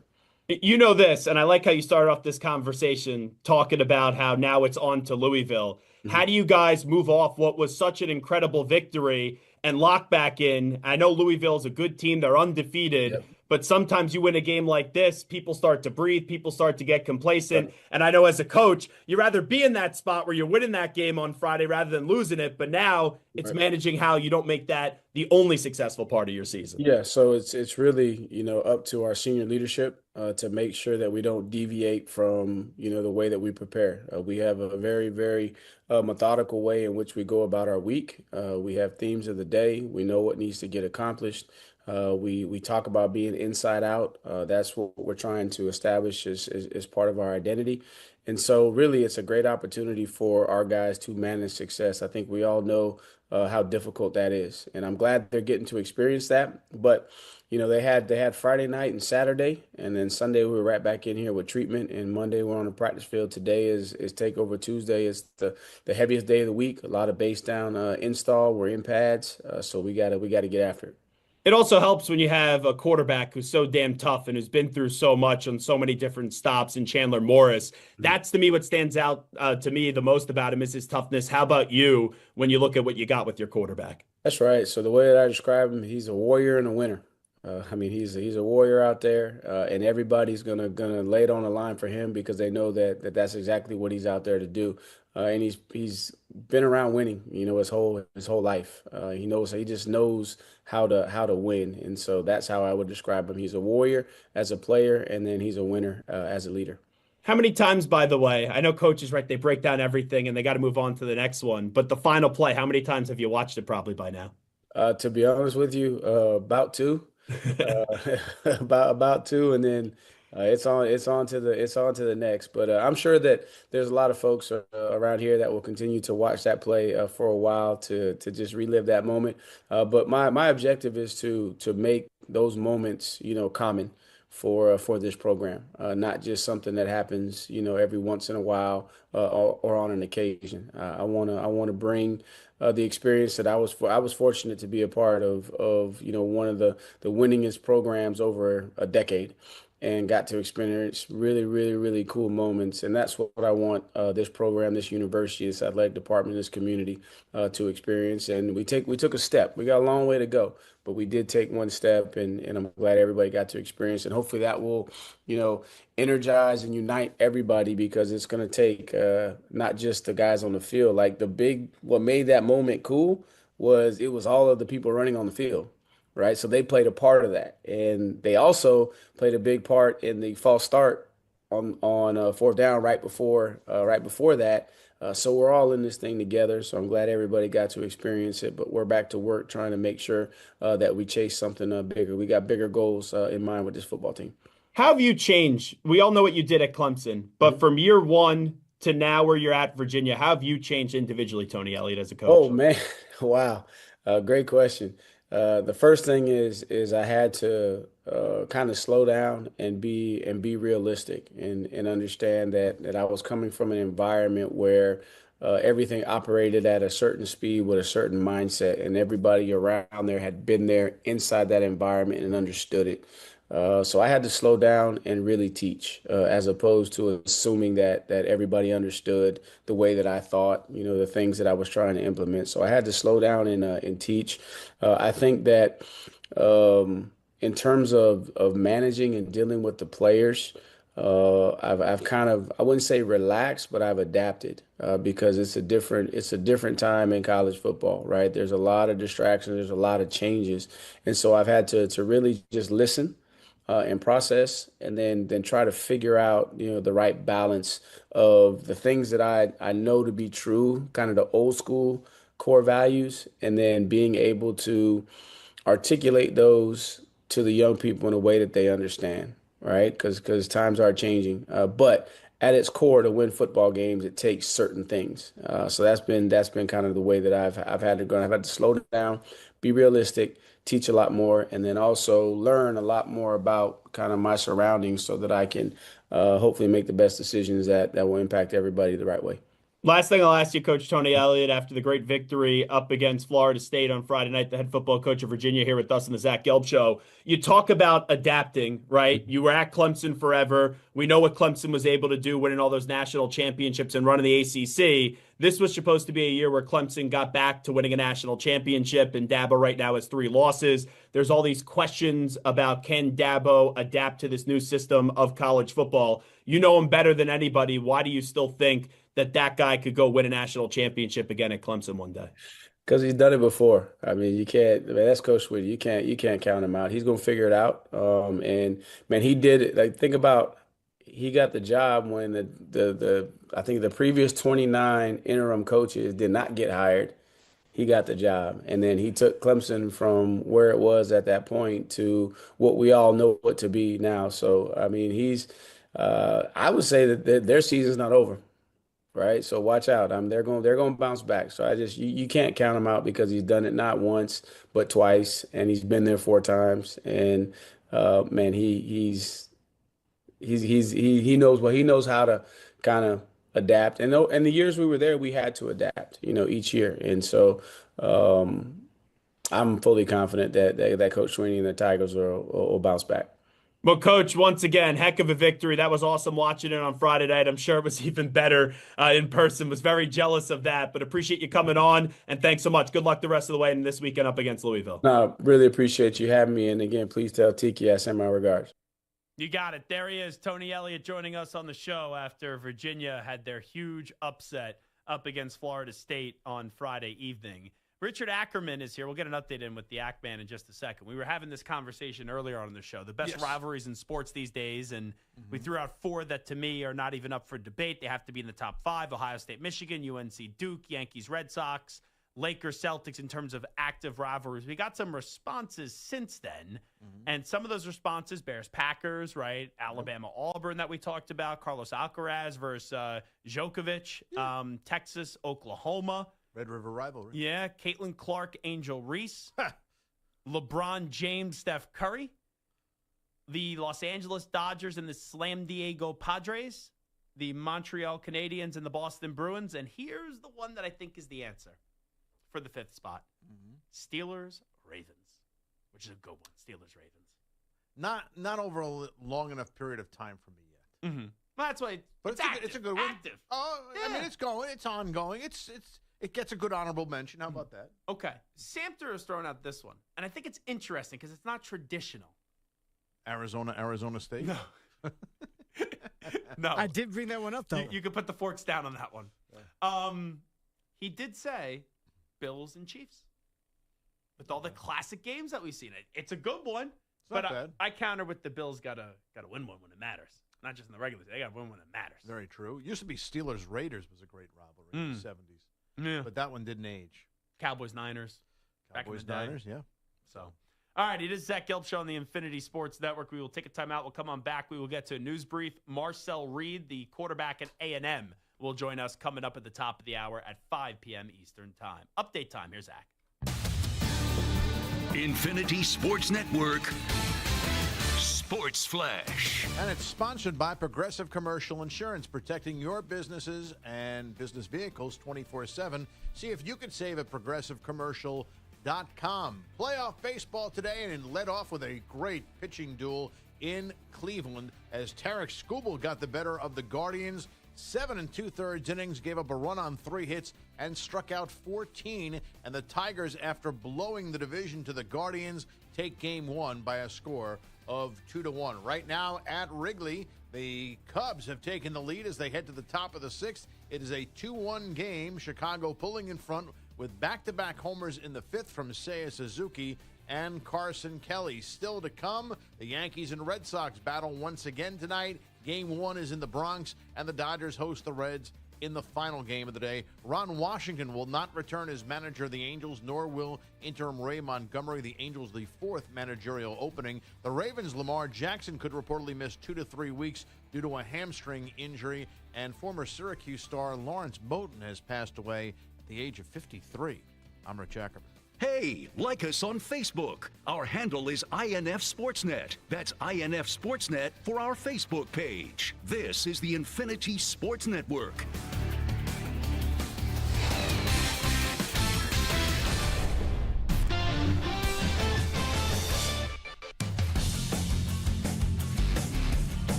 You're in a 5-minute break.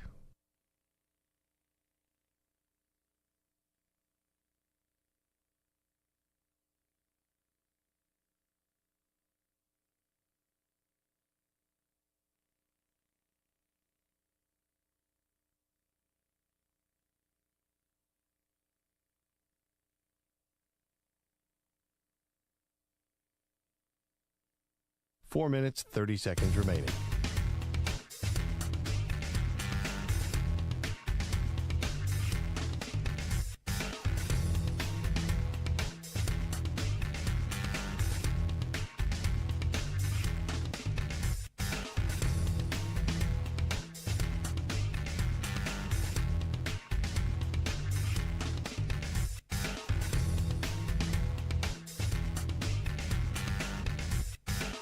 Four minutes remaining.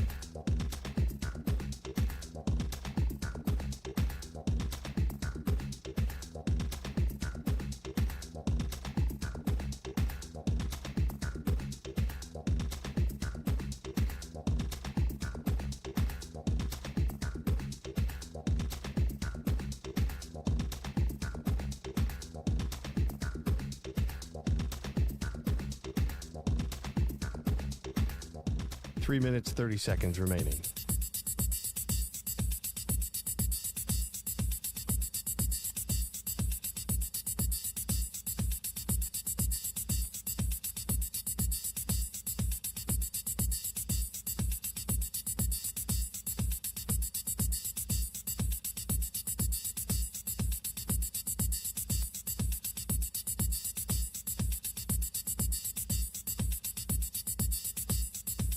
Three minutes remaining.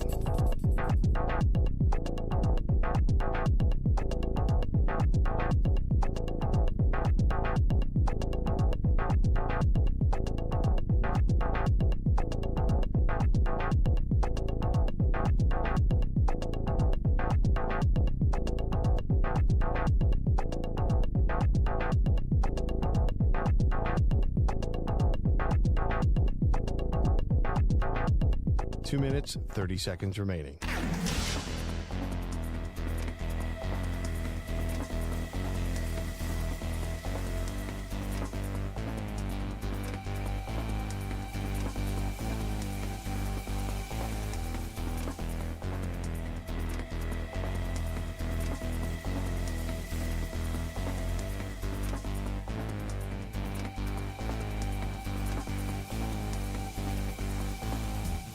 Two minutes remaining.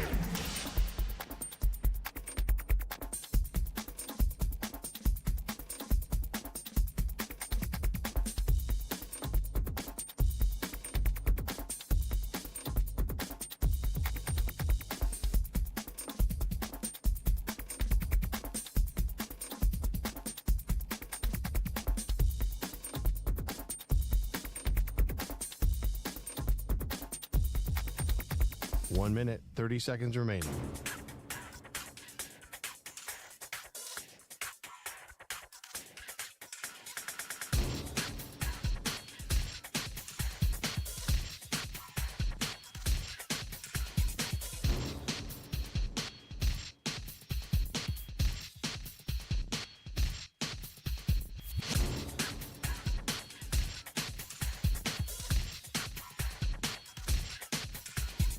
One minute remaining.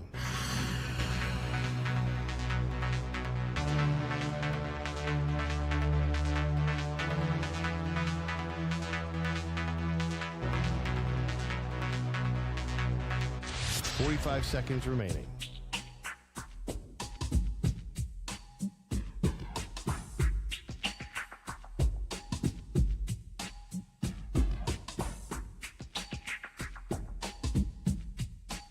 Seconds remaining.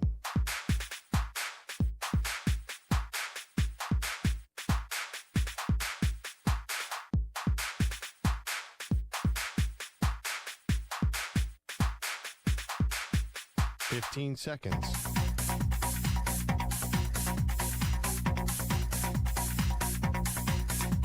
Break ends in 5 seconds.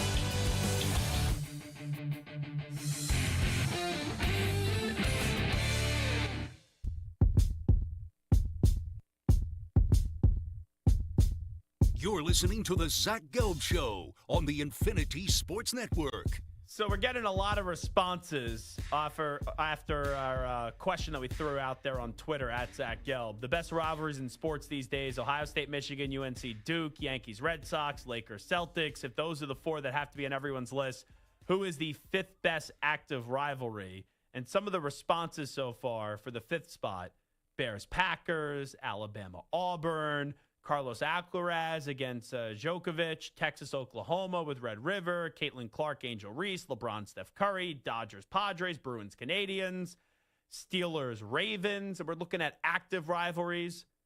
I'm going to throw out one more that I just thought of. What about Army-Navy? Army-Navy's pretty damn good, and the pageantry of that game is absolutely awesome. And we're going to be back at Army-Navy this year, this time in Baltimore, so we're looking forward to that. But I'll throw out one more. This is not from me, so I got to go to my soccer guys here. So I don't know if this is going to be stupid or not. But Gary Thomas on Twitter says, best rivalry in sports is Real Madrid versus Barcelona. Is that kosher there, Stu? That's like the best soccer rivalry club-wise, I would say. Or Manchester United and Manchester City? No, Manchester United-Liverpool would be a bigger rivalry. Okay. Do you agree with that commentary there, Samter? What Stu just had to say? Man City and Liverpool is a bigger rivalry right now because they're both the two best teams. Man United, Liverpool. Oh, Man United, Liverpool. Yes. Mm-hmm. Yeah. Okay. I thought you were saying Man City and Liverpool. No. Yeah, Man United, Liverpool, because historically they've been. But Man United and Man City, it's kind of like Mets, Yankees, where Man City's been bad for a really long time. And then when they started getting good, Man U, who's always good, started getting bad. So they never really were great at the same time. So that's tough, even though they're same city. And this portion of the show, because I cared so much about what Santa just had to say about soccer. If you're going to ask, we got to break it down. Is brought to you by Ethos Life, the easy way to get life insurance in 10 minutes, up to $2 million in coverage, no medical exam, just a few health questions. Get your free quote at checkethos.com. Not available in all states. Let's get to a news brief.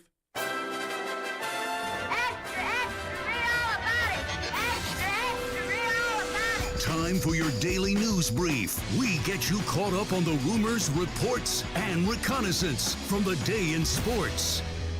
Let's go to TMZ first. This is former Dolphin Teron Armstead on Tyreek Hill smiling as he got carted off the field with that injury. He was in good spirits.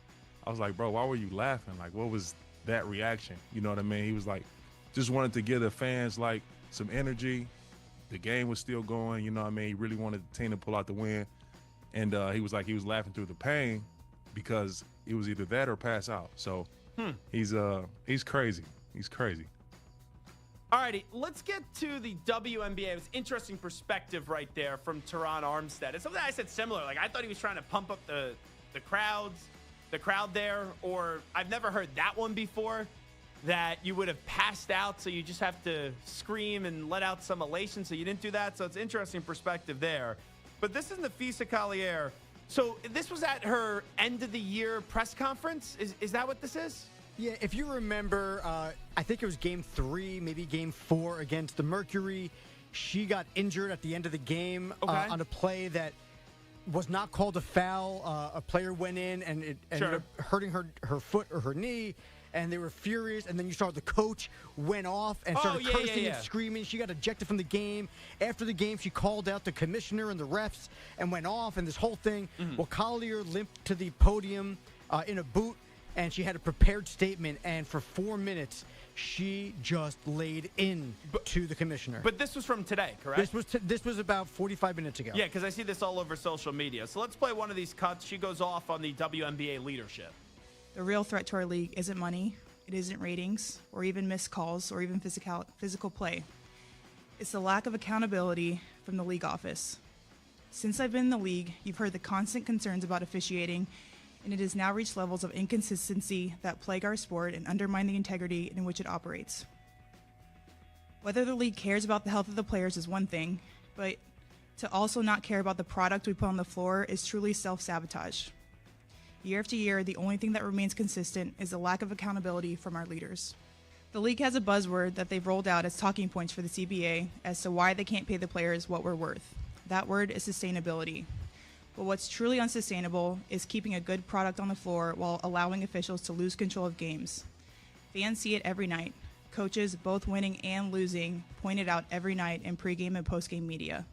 Yet leadership just issues fines and looks the other way. They ignore the issues that everyone inside the game is begging to be fixed. That is negligence.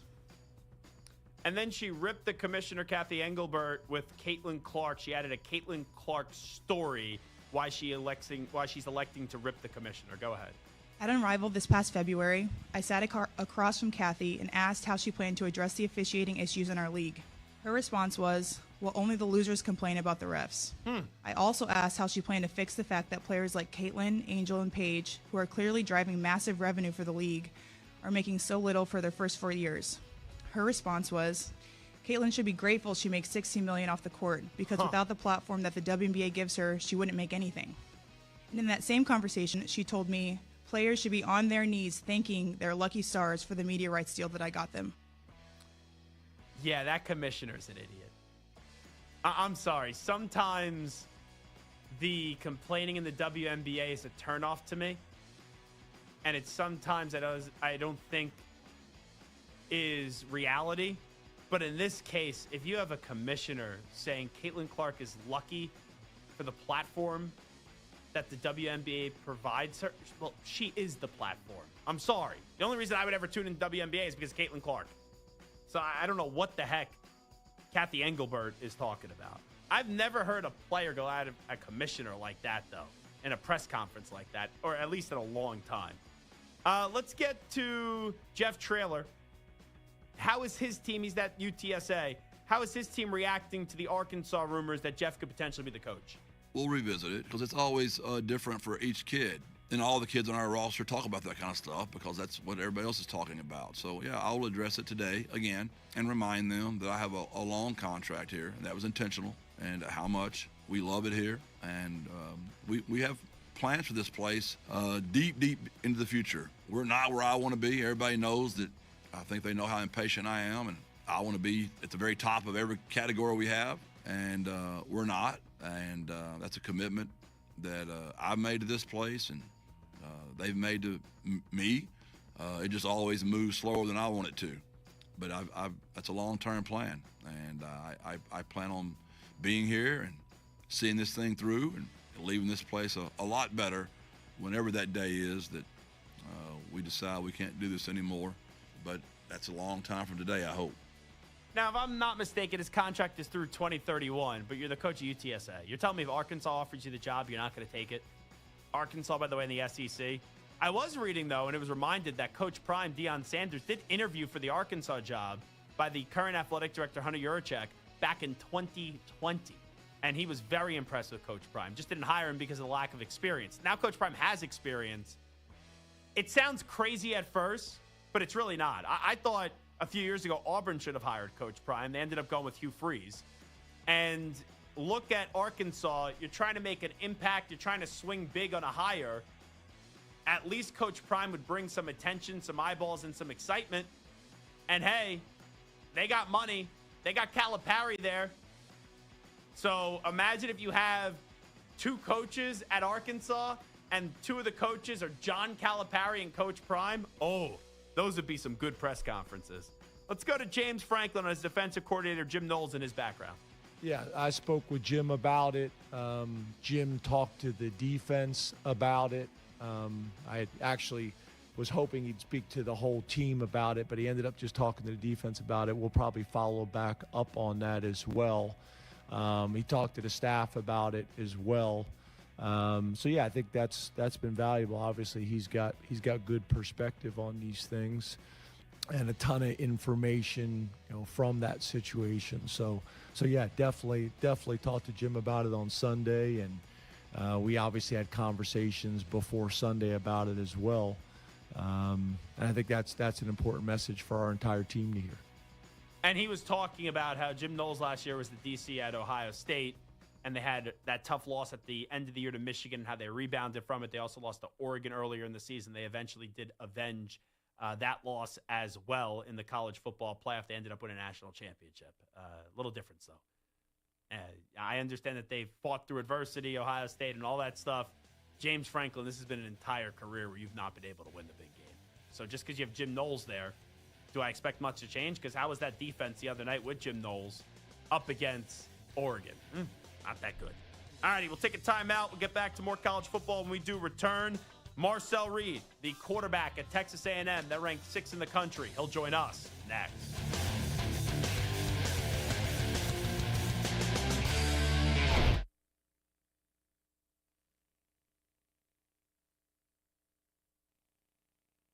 You're in a 5-minute break.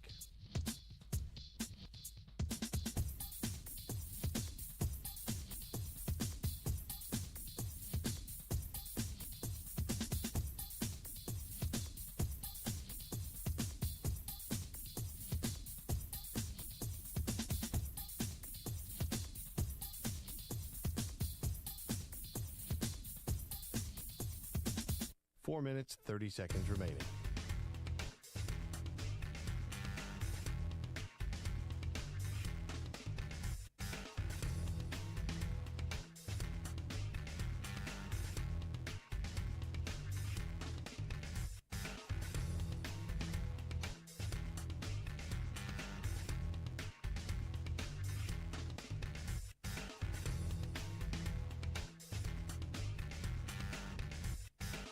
Four minutes remaining.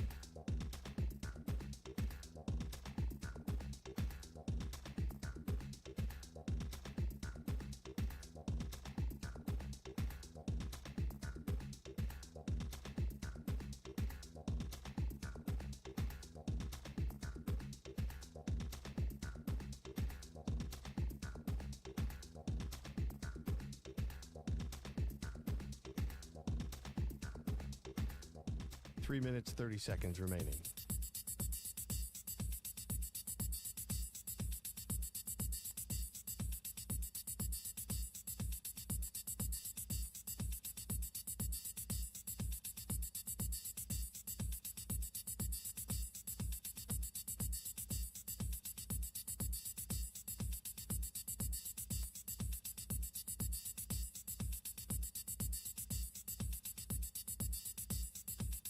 3 minutes remaining.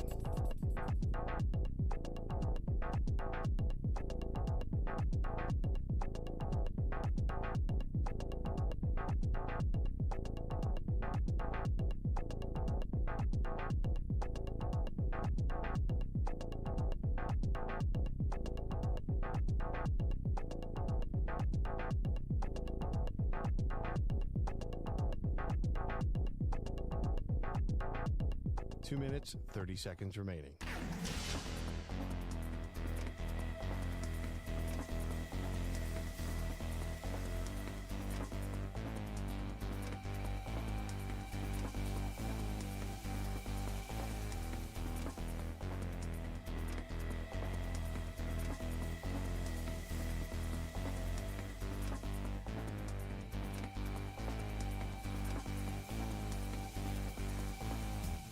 Two minutes remaining.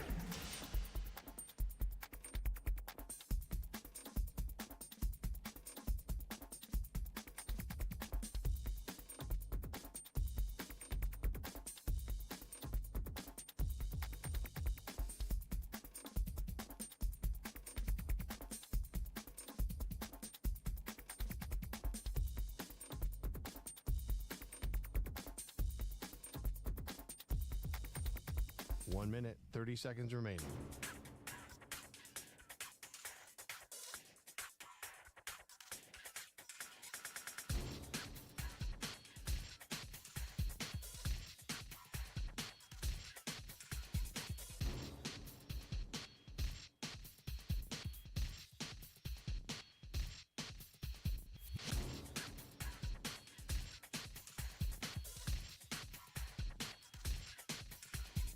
One minute remaining.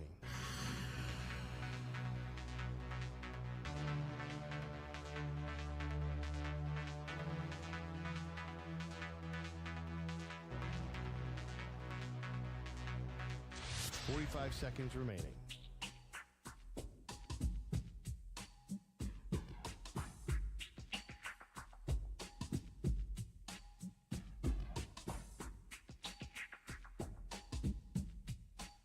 Seconds remaining.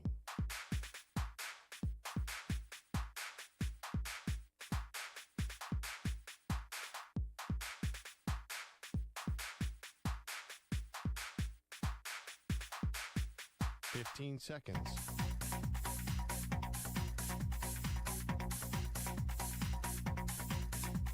Break ends in 5 seconds.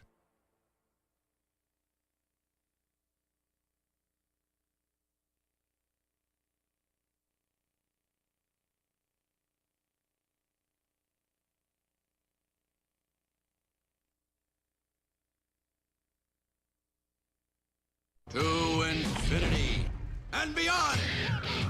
He's live. He's nationwide. This is the Zach Gelb Show.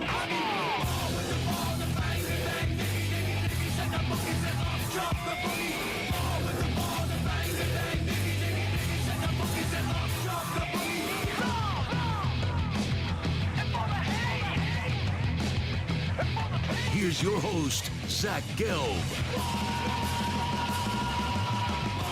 A&M is 4-0 for the first time since 2016 after their victory up against Auburn. The Aggies are now ranked 6th in the country as they get set for Mississippi State on Saturday. Now joining us on the Zach Gelb Show is the QB at A&M, and that, of course, is Marcel Reed. Marcel, appreciate the time. Thanks so much for doing this. How you been? I'm good. How are you? Well, I'm doing great. How about you look back at that win first on Saturday? What stood out to you about the way the team performed up against Auburn?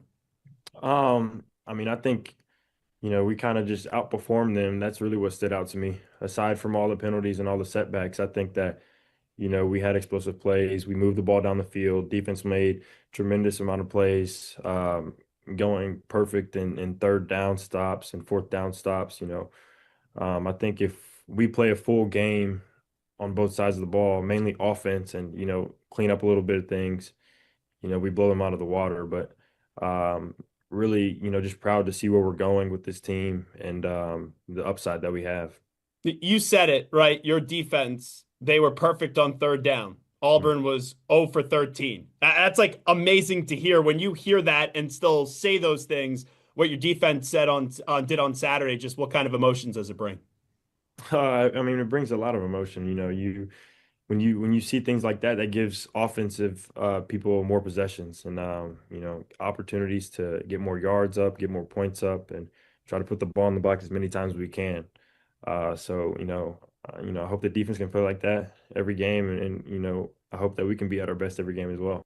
Let me get to Le'Veon Moss. The last 2 games, wow, his performance has really gone to the next level. The 3 touchdowns up against Notre Dame, and then on Saturday, 139 rushing yards. Just what have you seen out of him the last 2 weeks as he's really gone to a different gear? Yeah, I'm just seeing him kind of get his confidence back. Just getting his feet under him a little bit. He's getting a little bit more carries, and I think he's starting to have fun a little bit more. He's not thinking as much as just playing, and that's ultimately what we want from him, because he's a key, important part of the team, and it takes everybody. So when we get him rolling, it's going to make things a lot more difficult for other defenses trying to guard the run and the pass. Marcel Reed here with us. Obviously, this was a big one for Mario Craver coming up on Saturday, going up against his former school in Mississippi State. KC Concepcion also transfers over from NC State. Just how about those 2 players and why they've been the right fit for this program? Because both are having impressive seasons, and you really never know how it's going to work when someone transfers over from one program to another. Yeah, those guys right there, they bring a different type of swagger to the team. You can see it in fall camp and throughout the spring. They're making our DBs compete, and I mean, I feel like that's a credit to how well they're playing right now. But then they also just give us, a lot of room to do whatever we want on the offensive side, and make things shake a little bit, make things a lot easier, and you can draw up a lot more plays and ways to get the ball in people's hands, and let them just work. We try to get the ball in their hands, short yardage, and let them go play and be the players that they are. And you can see that both of them have great run after catches, and it's hard to stop those guys in man coverage. They just bring a different type of explosion to the team. Is the relationship, was it that easy to develop, and did it develop that quickly as it appears with what we've seen through the first 4 games? Yeah, I mean, it's hard not to develop a relationship with somebody who calls you to come to the indoor when you're not even back from break yet. KC was here, I think just before we got off our winter break to come back for winter workouts, and he's calling me to come up to the facility and throw. I'm not even back yet. So I told him when I got back, I'd get in there as soon as possible. So, I mean, if you can build a relationship like that, with somebody coming right out of the portal and you barely talked to him yet, I mean, that's something special. And, once we started getting in there, we started getting everybody else in there, and we started to build. And all the receivers started to come, more quarterbacks started to come, running backs started to come, and we just started building from there. And now we just sit and chill with each other. We watch film together, and just trying to build that relationship even more, so we can progress throughout this season. How are you a different quarterback this year compared to last year? And what did you learn from the experience last year that made you better so far this year? I think it's just definitely confidence. Not to say that I didn't have any confidence last year. I go into every game thinking I'm going to win, thinking I'm going to play my best game. But, I think just confidence in my training and my preparation is a little bit different this year. Having a whole offseason with my receivers, being able to build a connection, having a whole offseason with my OC, being able to build that connection and just kind of, draw things up to how we want it, and be on the same page. I think that definitely transfers over to the field and, makes things a lot different than they were last year. Marcel Reed here with us. Texas A&M is 4-0 for the first time since 2016. They're now ranked 6th in the country. Going back to 2 weeks ago when you guys defeated Notre Dame on the road in South Bend, what do you think that victory did for this team, and the confidence of this team moving on forward the rest of the season?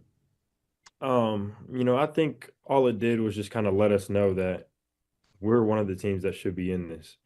And I don't think it's for anybody else to know. I think it's for us to know. I told people before the game, I said, we don't have to prove anybody else wrong, just prove ourselves right. And I think that's ultimately what we're doing this season, going out there playing with confidence and playing the game that we know how to play because of how well we prepared every day at practice and because of how well we're coached, and how much skill we have on this team.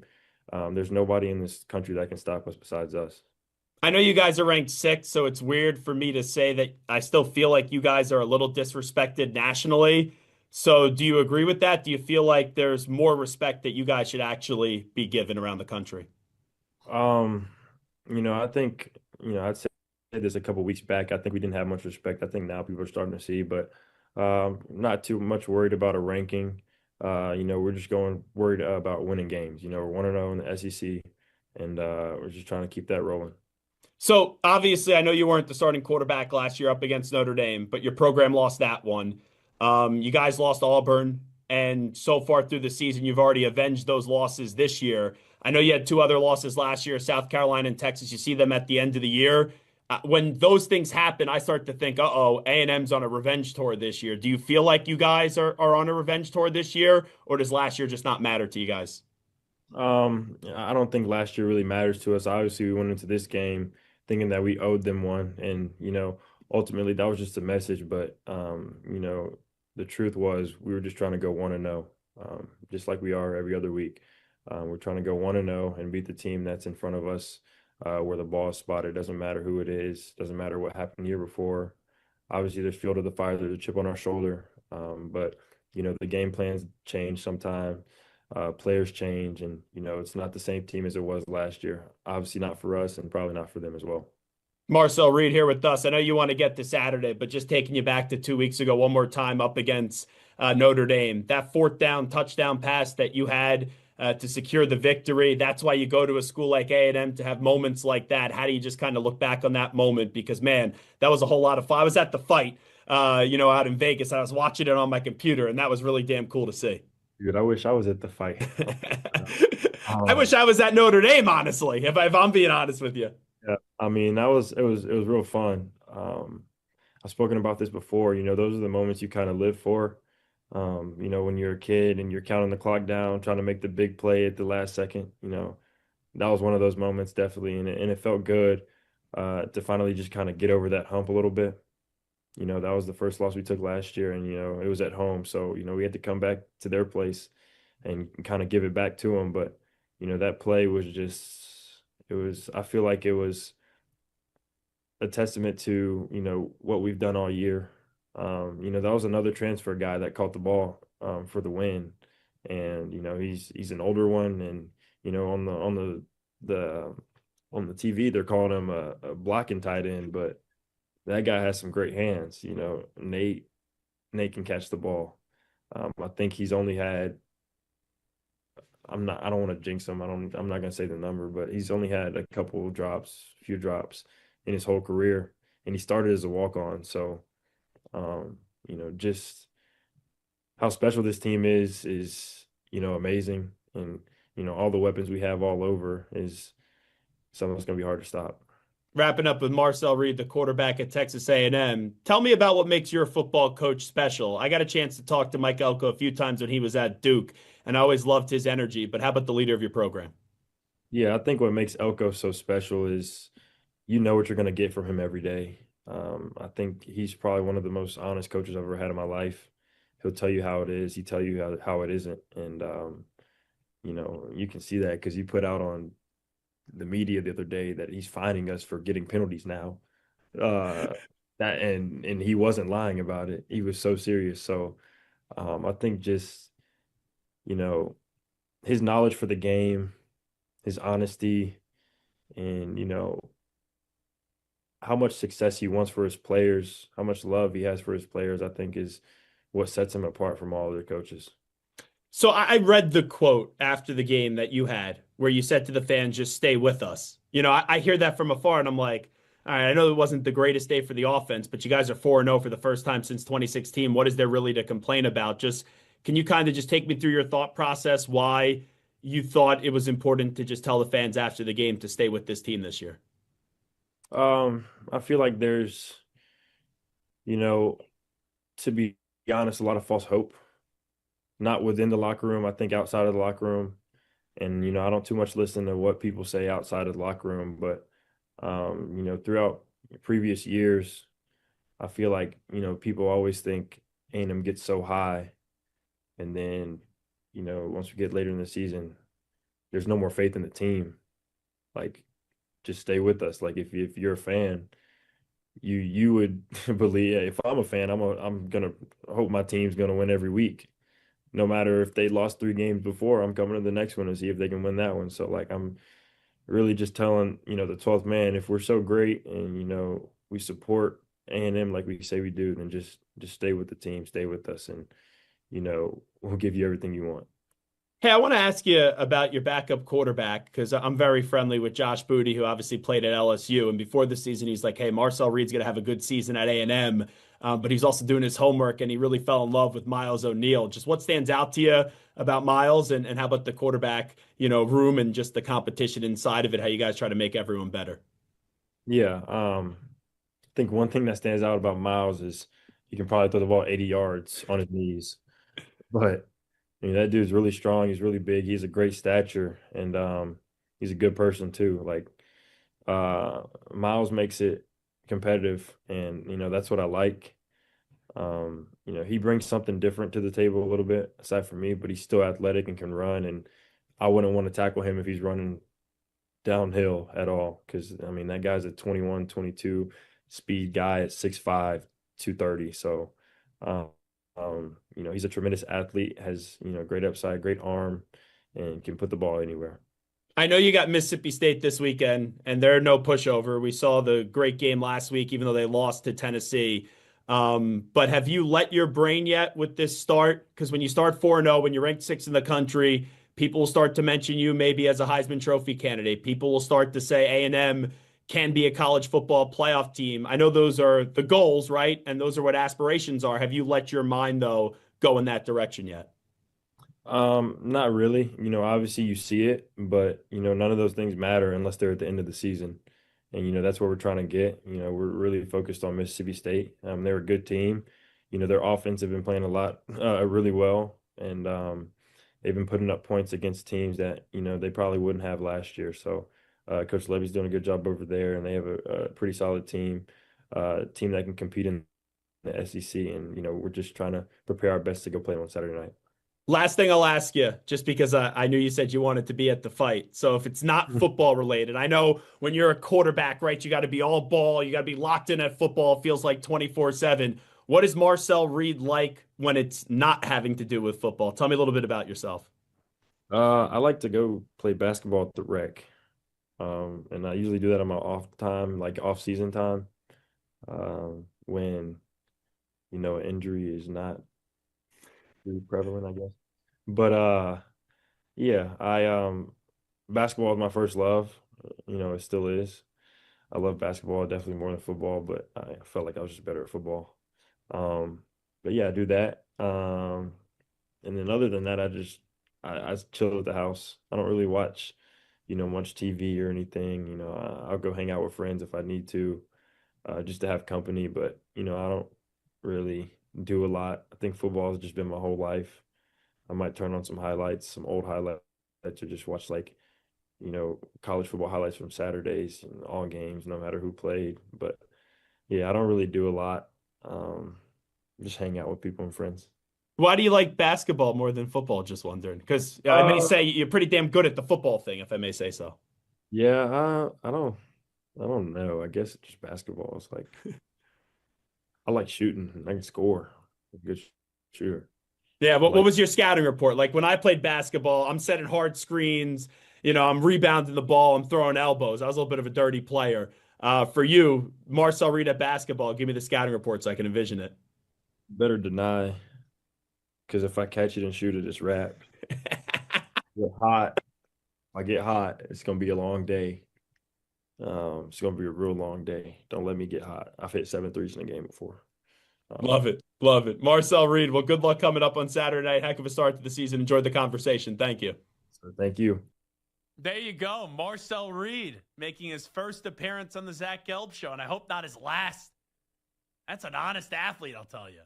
That was a really good conversation. I enjoyed that one. We'll take a break. We'll come on back. We'll do a little overreaction, proper reaction. Next, it is the Zach Gelb Show. You're in a 5-minute break.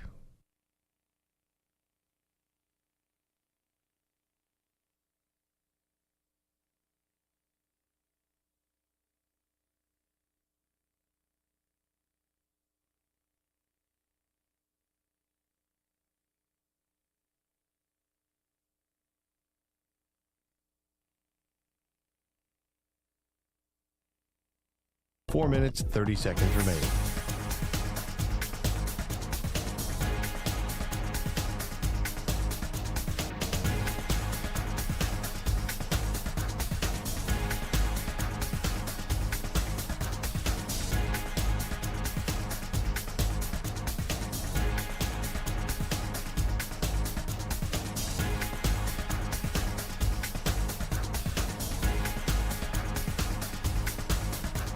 Four minutes remaining.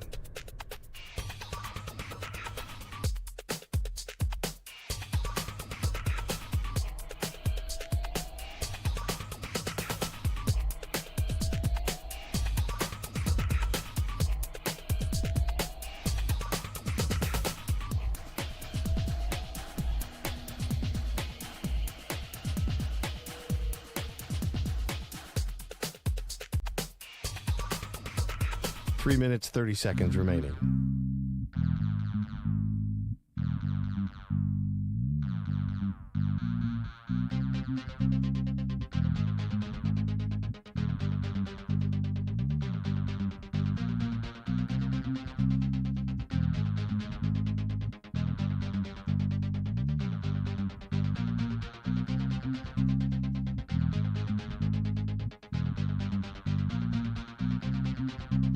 Three minutes remaining.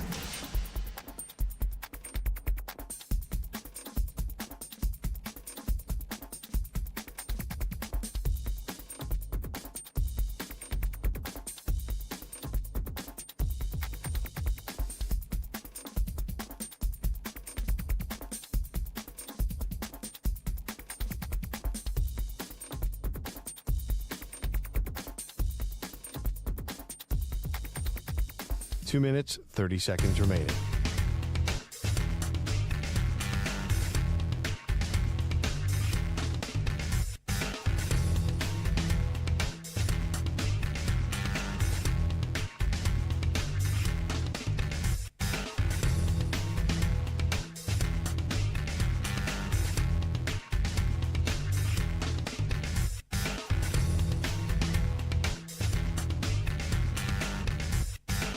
Two minutes remaining.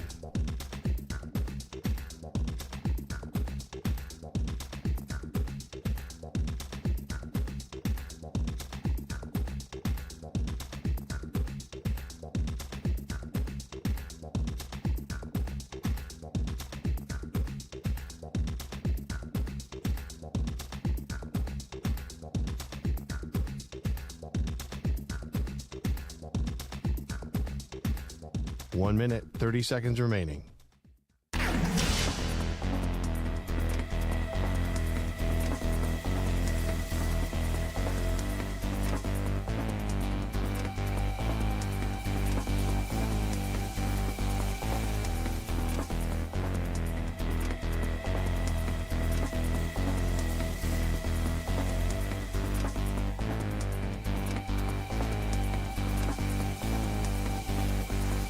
One minute remaining.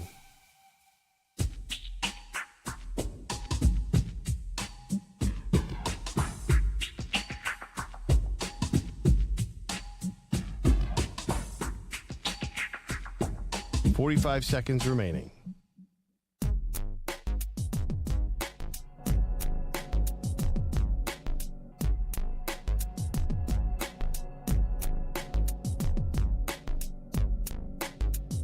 .30 seconds remaining.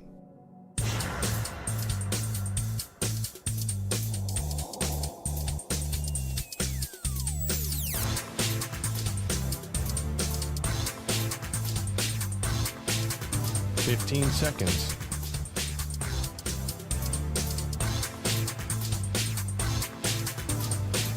Break ends in 5 seconds.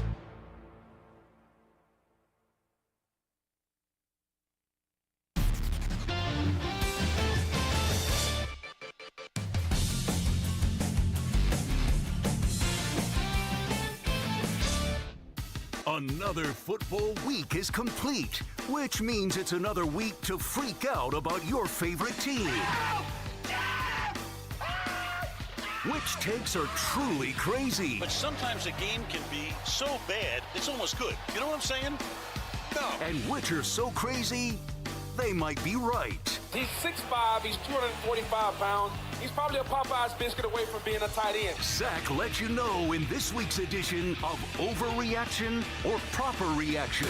All righty, overreaction, proper reaction time right here on the Infinity Sports Network. We get to Stuart Kovac. Stu, take it away. All right, Zach. So the Packers fell to 2-1-1 after that tie against the Cowboys on Sunday night, while Carson Wentz lost his first game for the Vikings, and the Bears won their second straight in a comeback win over the Raiders, putting both of those teams at 2-2. Overreaction or proper reaction, the Bears are the second best team in the NFC North. No. Lions are better. Obviously, they're one. So then you got to say, okay, who's two? I still think it's the Packers. And the Vikings beat the Bears earlier in the season as well. I know you could say, oh, well, Zach, well, the Packers beat the Lions, so you're contradicting yourself. You say the Lions are one. I get it, but I think the Bears at best could be the third best team. I don't think they could be the second best team this season in the NFC North. So the Bears are the second best team in the NFC North is the question. I'm going over reaction. A.J. Brown had just one catch in week 1 and 2 last week, though Jalen Hurts did target him 9 times and has just one game over 30 yards this year.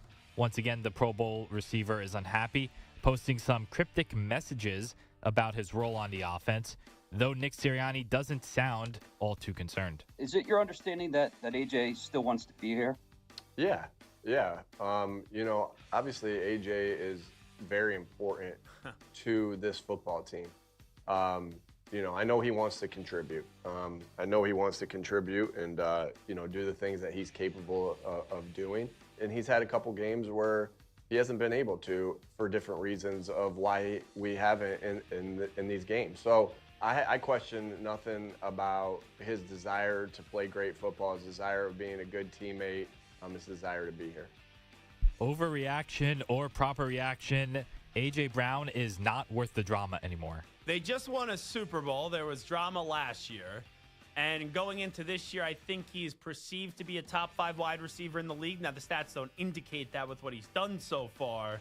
But I think you'd rather have A.J. Brown on your team with the Eagles than not have him. So when you ask me, A.J. Brown isn't worth the drama anymore, I'm going overreaction. The AFC North was expected to be one of the best divisions, but a shocking 1-3 start by the Ravens and a Lamar Jackson injury, followed by a Joe Burrow injury with the Bengals, and things have now changed. While Aaron Rodgers and the Steelers, they are cruising. They are 3-1 and top of the division. Overreaction or proper reaction, the Steelers will win the AFC North. You know what, Stu? I think what you just did was very disrespectful. Do you have any reason why I think what you just did is very disrespectful? Because I didn't include the Cleveland Browns in this conversation. You didn't include the Cleveland Browns. Not only didn't you include the Cleveland Browns, you didn't include that according to CBS Sports' Matt Zenitz, or Zenitz? Who knows? Zenitz. Zenitz? You think so? Or Zenitz? Zenitz. Zenitz? Zenitz. Zenitz. Tomato? Tomato. Which one do you want to go with? Santer, I'm going to let you define how to pronounce this guy's last name, and that's how we're going to pronounce it for the rest of our existence as a show. Matt Z. what? Matty Z. No. You got to give me the last name. Zenitz. I think it is Zenitz. Matt Zenitz. The current belief is, he's a reporter for CBS Sports, that the Browns are going to make a change at quarterback and start rookie Dylan Gabriel this week versus the Vikings. That is what sauces tell ESPN. So now the Cleveland Browns are making a little quarterback change, if that report is true. And if Matt Zenitz can't get it right, maybe Matt Zenitz can get it right. You never know. But the Browns this week, that game is in London, I think. I'm pretty sure. Because the Vikings last week were in Dublin, and I think they go now to London. So you travel all that way. If you're Cleveland, you're going to be making a quarterback change. So that would be Dylan Gabriel potentially starting up against the Minnesota Vikings. Didn't see that one coming. And they have a very good defense, Minnesota. Then after that, you play Pittsburgh, Miami, and New England. I always thought Flacco was going to get benched after Miami. But at 1-3, I guess it's nothing official, but I guess they're making the change right now. Anywho, though, the question is, the Steelers will win the NFC North. Or the AFC North, excuse me. I don't think the Browns are going to win it. Even though Stu was very disrespectful. I don't think the Bengals are going to win it with that trash offensive line and Jake Browning. So then it's between the Ravens and the Steelers. And here's my dilemma. I don't think the Steelers are really anything special. I haven't been impressed with them. The offense wasn't good last week up against the Minnesota Vikings. I know DK Metcalf looked solid. And Carson Wentz stunk up the joint. Against the Patriots fumbled the ball away. All right, you beat the Jets, but they're the Jets. And then you lost to the Seahawks. But here's the thing. Aren't the Steelers going to start off this year 5-1 probably? They play the Browns, the Bengals, then they play the Packers, then they play the Colts. All right, competition picks up in intensity. And then the Ravens, it looks like Lamar Jackson's going to be out 2 to 3 weeks potentially, up to 2 to 3 weeks. You know what? Even though I don't think the Steelers are anything special, I feel sick saying this. I got to check out for the rest of the show. My tummy's hurting. I think the Steelers are now going to win the AFC North. That's a proper reaction. Yikes. Disgusting. It's like a boneless chicken wing. Ranch. People are very annoyed at you, Samson. The comments I'm seeing on social media seem to be backing me up, so I'm all for it. Samter deserves a show punishment for boneless wings with ranch. Proper reaction is the latest comment I just got. Oh, you're getting ready to atone for all your sins anyway, so. I bet that's coming from Psych, and Psych is the only one I've seen so far knocking my boneless boneless ranch. Yeah, because it's a bunch of little boys that you're hanging out with that like boneless wings and ranch. We're men here on the show. Men like bone-in wings and blue cheese. Right? My fingers aren't dirty, and neither is my mouth covered in sauce. Now hold on. Didn't someone who is a real man around here, didn't someone chastise you today that was not me, even though I am a real man, about the whole wings? Right? You know what? His glory day was back in 1995 when his Cavaliers took out the 29 straight win Florida State Seminoles. I don't care what that guy has to say. I heard a little birdie that Samter loves in the newsroom. Samter sometimes idolizes. Tiki Barber said to Samter, "What are you doing eating boneless wings and ranch?" Zach is 100% right. Blue cheese, whoop-dee, bone-in wings. How about that? He did add, even though Zach eats the wings the way I prefer them, I would still prefer eating wings with you than with Zach. That was very nice. He actually told me that when he was with the Giants, the reason he had the fumbling issues is because he was eating boneless wings and ranch. And once he changed to bone-in wings and blue cheese, that's when he held on to the football, baby. You like that one? All right, I'll allow it. You got it. Next question. Go ahead. Over in the Gelb 1, Samter 0, loser. Go ahead.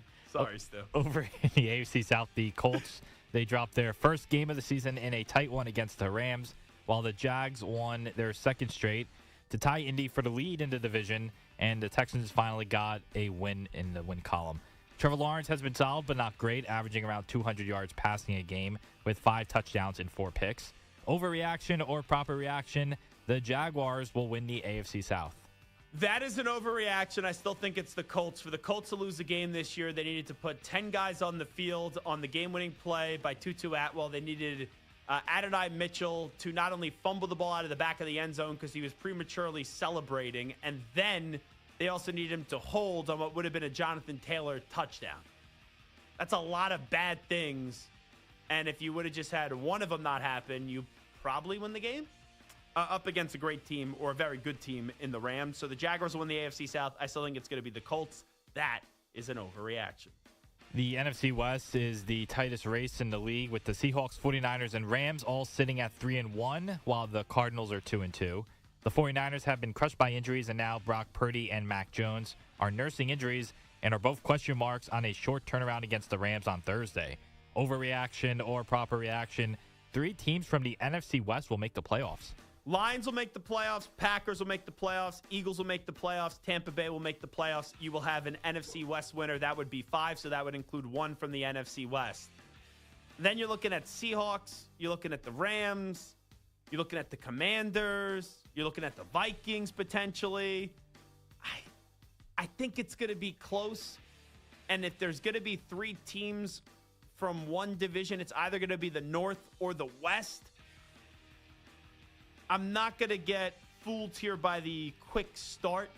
So I'm going to say just 2 make it from the NFC West. It's possible, it's close, but I'm going to say 2 for now. So 3 teams from the West will make the playoffs. I'm going over reaction. Last year, Vandy and Diego Pavia exploded onto the scene with their dramatic win over Alabama. And now the 2 sides face off once again this weekend. Vandy is 2-0 and ranked number 16, while Bama moved up to 10 after their win over Georgia. Overreaction or proper reaction, you actually have more confidence in Pavia and Vandy than you do in Bama in this game. No, I think Ty Simpson is a heck of a quarterback. I thought Vanderbilt, who's still a good football team, obviously, they had their moment up against Alabama last year. I believe that Kalen DeBoer, just like he had to beat Georgia, knows that he has to beat Vanderbilt this time around. And I think the difference here for this season is going to be Ty Simpson, the quarterback, who actually has confidence and I think is a more consistent quarterback than what you saw from Jalen Milroe. So I'm looking at this one. I think Vanderbilt is going to lose to Alabama this weekend, and Alabama is going to start their season 4-1. And that game is in Tuscaloosa, where last year it was at Vanderbilt. So I think that also plays in favor of the Alabama football team upcoming on Saturday at 3:30 p.m. Eastern time on ABC. So you actually have more confidence in Pavia and Vandy than you do in Bama in this game. I'm going over reaction. Ole Miss moved up to number 4 in the polls thanks to their win over LSU on Saturday. And Lane Kiffin continues to take shots at his daughter's boyfriend, Whit Weeks, after the Tigers linebacker. And people said that he didn't like the fact that his daughter is dating a football player. Of course, it's content. He loves it. Come on. This was after the Tigers linebacker was seen throwing up before a play. Kiffin is now 49-18 in 6 seasons with the Rebels. Overreaction or proper reaction, Lane Kiffin will win a national title at Ole Miss.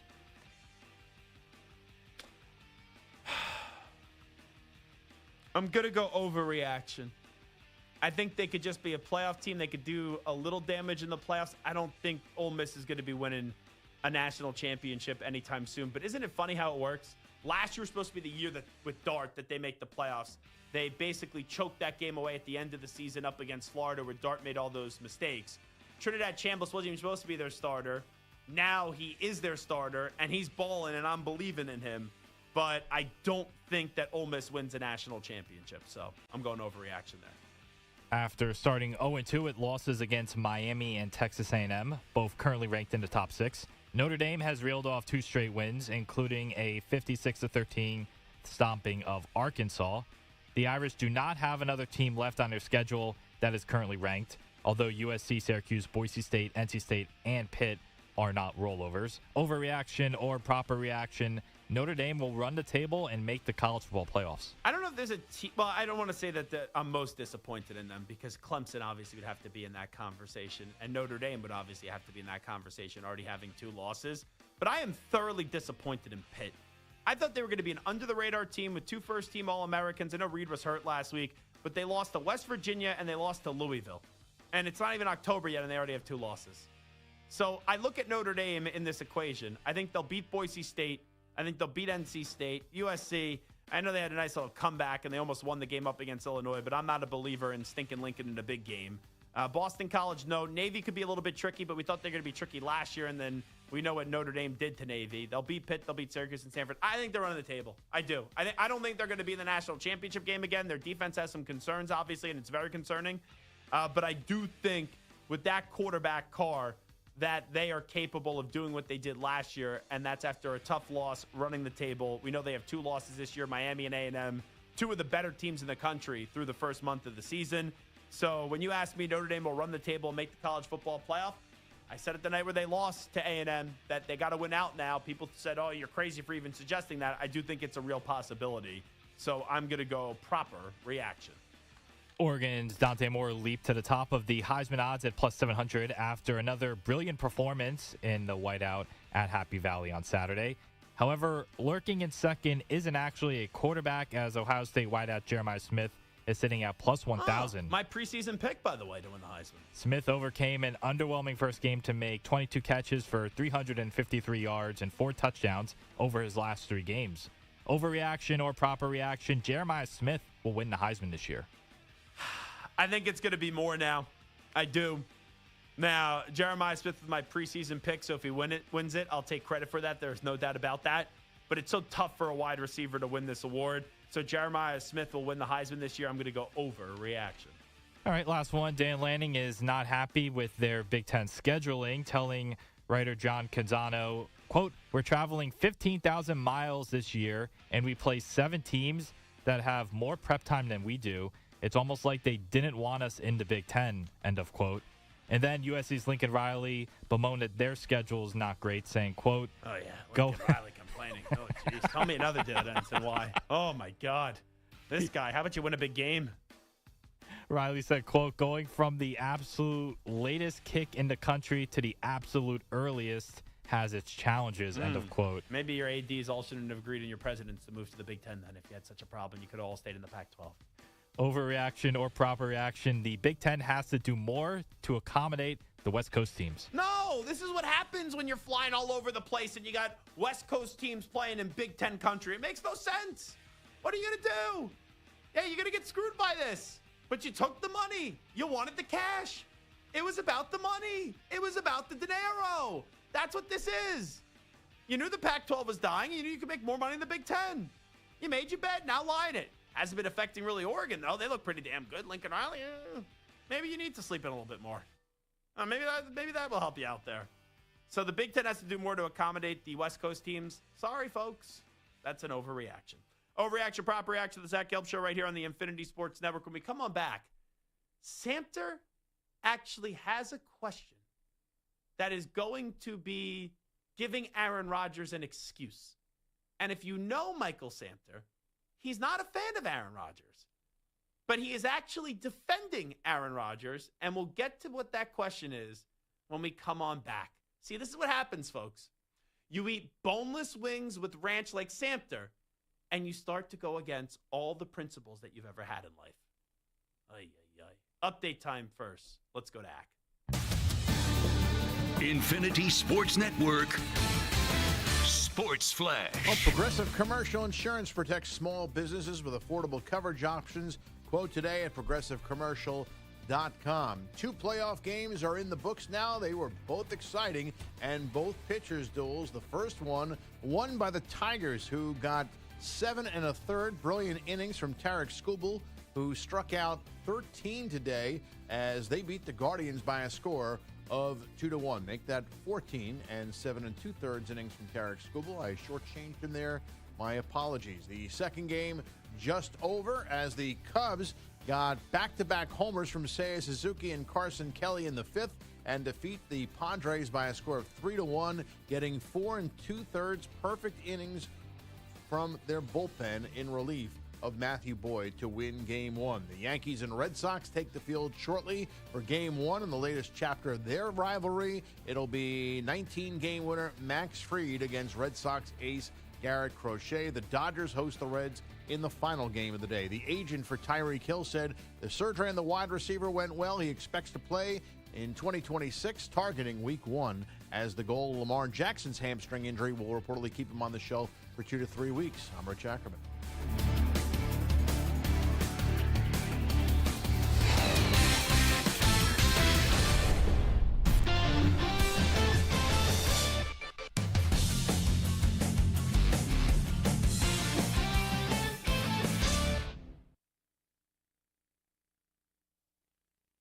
You're in a 5-minute break.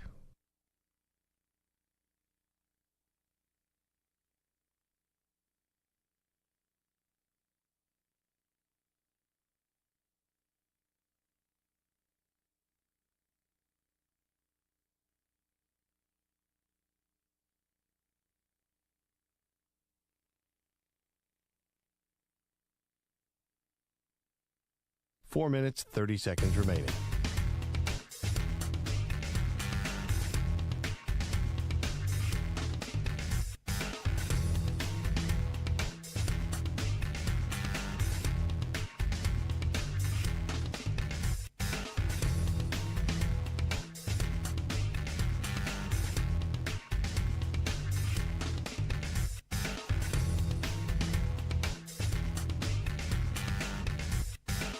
4 minutes remaining.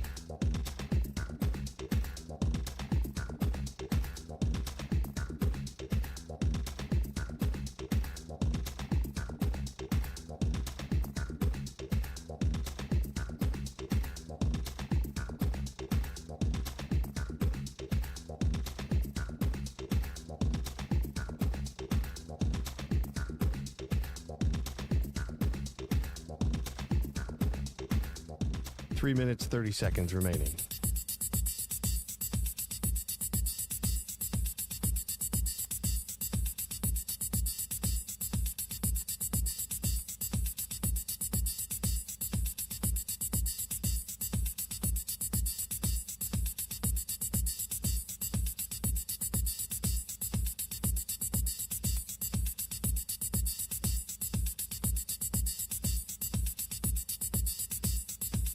Three minutes remaining.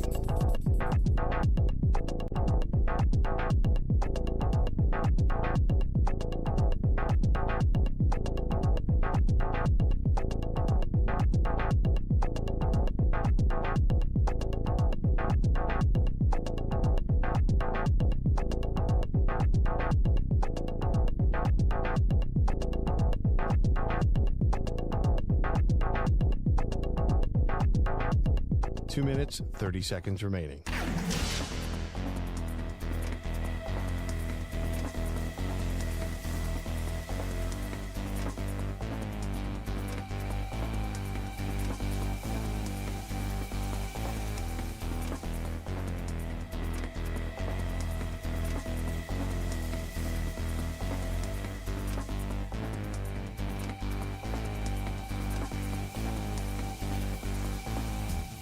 Two minutes remaining.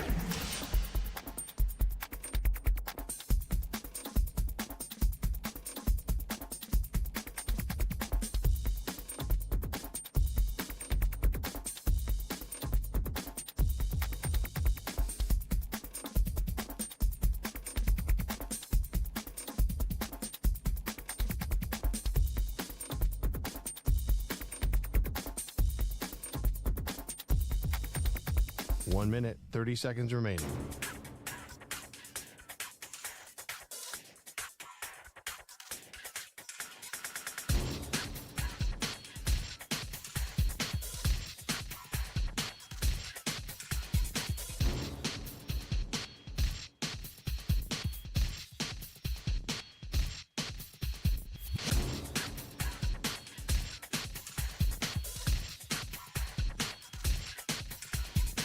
One minute remaining.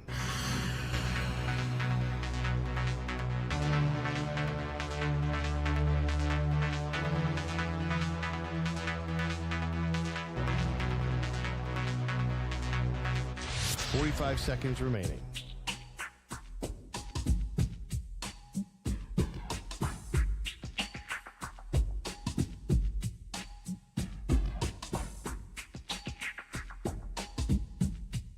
Thirty seconds remaining.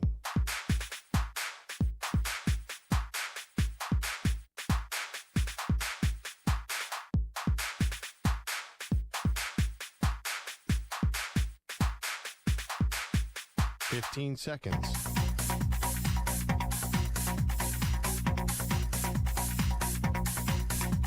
Break ends in 5 seconds.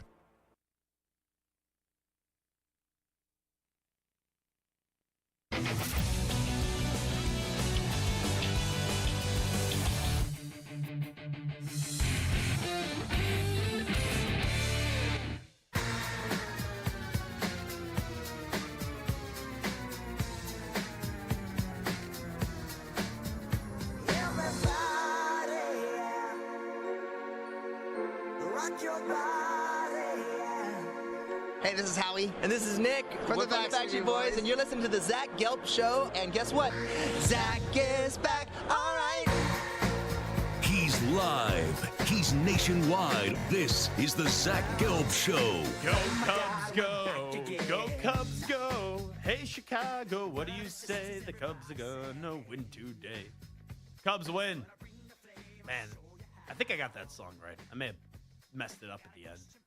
Like a Shep rap. I know Shep is coming up next, right here on the Infinity Sports Network. I see him diligently working away, getting ready to prepare for a show that comes your way at 6 p.m. Eastern time. Cubs and Padres. Cubs take game 1 in the wild card round, 3-1. Tarek Skubal, our guy, Scooby-Dooby-Doo, career high 14 strikeouts as he does shut down the Guardians by a final score of 2-1. So Tigers up 1-0 in that series over the Guardians, and the Cubbies up 1-0 against the Padres as well. Yankees Red Sox comes your way at 6 p.m. Eastern time. Stu, where's your confidence level of your baseball team? I wouldn't say super confident. I like the way they've played going into the playoffs, but I think this series is a pretty close to a toss-up as you can get, even though it's at home. And good pitching matchup tonight with Garrett Crochet, who the Mets should have traded for, and Max Fried. So that's a good pitching matchup right there. And then Reds and Dodgers, coming up at 9 p.m. Eastern time tonight. I would love to see the Reds. Even though, right, I could say, oh, that would be the Mets. I would love to see the Reds take down the Dodgers. That would be fun. Because you know who would annoy? Bill Ryder. Bill Ryder loves the West Coast, right? I have no issue with the West Coast. But if the Reds somehow found a way to pull off the upset against the Dodgers, I think that would be comical. But it's probably better for baseball if you have the Dodgers win this series. So that's what you got cooking tonight in Major League Baseball. Real quickly, before we get to Samter's take, and Samter has a take today where he's actually going to defend Aaron Rodgers, and I've never heard him say anything positive about Aaron Rodgers. Samter did something that was highly offensive today. He was eating boneless wings with ranch. So our buddy Psych Mamter just sent us what AI has to say for what should be a punishment, and should we punish Mike Samter? So he asked ChatGPT, should Mike Samter be punished for eating boneless wings with ranch on the Zach Gelb Show? This is the response. If this were the Zach Gelb Show, the court of sports talk opinion would probably treat Mike Samter's order as a felony-level food crime. Boneless and ranch equals double taboo for the purists. Bone-in with blue cheese is the traditionalist move. Gelb could frame it as a suspension-worthy offense, like benching a quarterback for poor judgment. But the comedy writes itself. A mock trial. Callers as the jury. Samter forced to defend his soft wing take. Punishments could potentially include only being allowed celery sticks for a week, a public on-air apology to the wing community, and then finally, doing a hot wing gauntlet live, no ranch allowed. Which punishment do you like the best there, Samter? I'm certainly not going to apologize because I apologize for absolutely nothing. Forget those damn traditionalists. I am a progressive. I'm thinking to the future. I am not sitting back in the past. I'm going into boneless ranch. It's the future of wing eating. All you traditionalists, all you lame ass. Oh, I gotta have the bone. Neanderthals, bunch of cavemen. You guys are a bunch of cavemen. Okay. Technology is advanced. So you're not going to apologize on the air? Never. Only being allowed celery sticks for a week sounds just weak. So how about doing a hot wing gauntlet live, no ranch allowed? Well, the question about the celery sticks is, can I put peanut butter on the celery sticks? You ever do that? Yeah, that's good with me. I like I don't love peanut butter on celery sticks. I like them better on apples, but I'm okay if you put peanut butter on celery sticks. The last one I like. Big fan. That show Hot Wings, Hot Ones. Love it. You know what? We need to do a wing day here on the show, where we just, in the final segment or 2 segments, we just air our grievances or just sit around, dudes talking sports, and we just eat some hot wings with some blue cheese. I got the best wing place in New York. No boneless wings. Yeah, I don't know if you know the best wing place in New York. You're eating boneless wings with ranch, buddy. Well, in my previous days as a younger man. That's like saying you have the best, the best big and tall shop in New York, right? Like, let's be real. If you had that suggestion, I don't know if I would believe you. I don't know why I got to go with the low shot there. Literally the low shot. I go lower. I have a great wing spot that is consistently ranked amongst the best wing places in the lower New York area, not counting like Buffalo and whatnot. Okay, what's the name of it? It's called the Candlelight Inn in Westchester. It is awesome. It's just like a small little house. We have a candlelight dinner there? It was like an old biker bar. Everyone at the bar is all like old bikers and stuff, and then everyone in the restaurant part are just like a bunch of high school kids and college kids all just chowing down on the best wings. And they've got their spicy sauce is called Chernobyl, which is, like nuclear. I have never been in more pain in my entire life. I did the Blazing Hot Challenge once on a remote when I first started getting into radio, and I did it in the beginning of the show, not at the end of the show. It wasn't smart. That's a mistake, yeah. Ty says, real wings over manufactured nuggets, blue cheese, Gelb. Let's go. All righty, real quickly, give me your thought. I know you only have 2 minutes about Aaron Rodgers because you actually want to give Aaron Rodgers an excuse. You want to defend him, which is very unlike you. It's not so much as an excuse. It's just maybe he was shouldering too much of the blame. We thought that he went into New York and just with the Jets, ruined this beautiful roster, destroyed this wonderful, budding franchise with young rising star talent, and Aaron Rodgers is the reason why the Jets are where they are. You know what? He looks pretty good with the Steelers. What do the Steelers have? They have a consistent coach, good ownership, a great franchise with a solid foundation. He came in there. We haven't heard a peep from Aaron Rodgers since he got there. They're 3-1. They're going to win the division. And now the Jets are an absolute dumpster fire. At the end of the day, man, I think it's pretty clear that the problem is not Aaron Rodgers. The problem were the Jets. The Jets are a joke of a franchise, and there are just some franchises in some sports that can just never figure it out. And I blame one man and one man alone, Woody Johnson. So you are a Jet fan, then a Chief fan, then back to a Jet fan, then back to a Chief fan, then back to a Jet fan. Then you adopted the Arizona Cardinals. You were a Patriot fan for about half a second when you had a Patriot backpack. Will you become a Steelers fan for the rest of the season? No, not the Steelers. Let's go Lions. Okay. Real quickly, I have an idea. We could workshop it. One day, though, for an hour, we'll just debate topics while eating hot wings. It could be sports topics. It could be real life, like non-sports topics. We will have a great wing debate, and we will just throw things like ranch or blue cheese, or, who's the best quarterback? Is it Josh Allen and Lamar Jackson? And we just have serious debates while eating hot wings. Hot wings with no milk, no water, none of that. J-Lo or Taylor? Ooh. All right. Can I get the music, please? Give me the music so I don't have to answer that question because I don't want to annoy the Swifties. My buddy actually ran into J-Lo. It's at Sedell's in New York City, and she was sitting right behind him. Very, very jealous. All right, it is Zach Gelb Show on the Infinity Sports Network. Big thanks to Marcel Reed. Big thanks to Tony Elliott for joining us. Big thanks to Samter, Stu, Act, most importantly, each and every one of you. We'll be back tomorrow at 3 p.m. Eastern, noon Pacific time. Enjoy the baseball. Enjoy all the aftermath from the football for what was a busy week. We'll talk manana, everybody. We out. Bye-bye. Have a good night. Peace.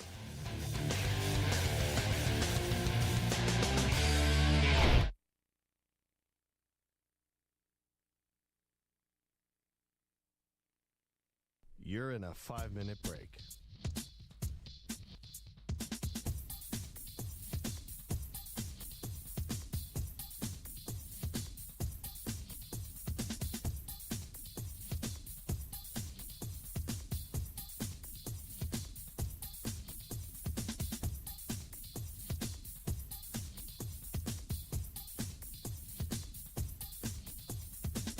Four minutes, 30 seconds remaining.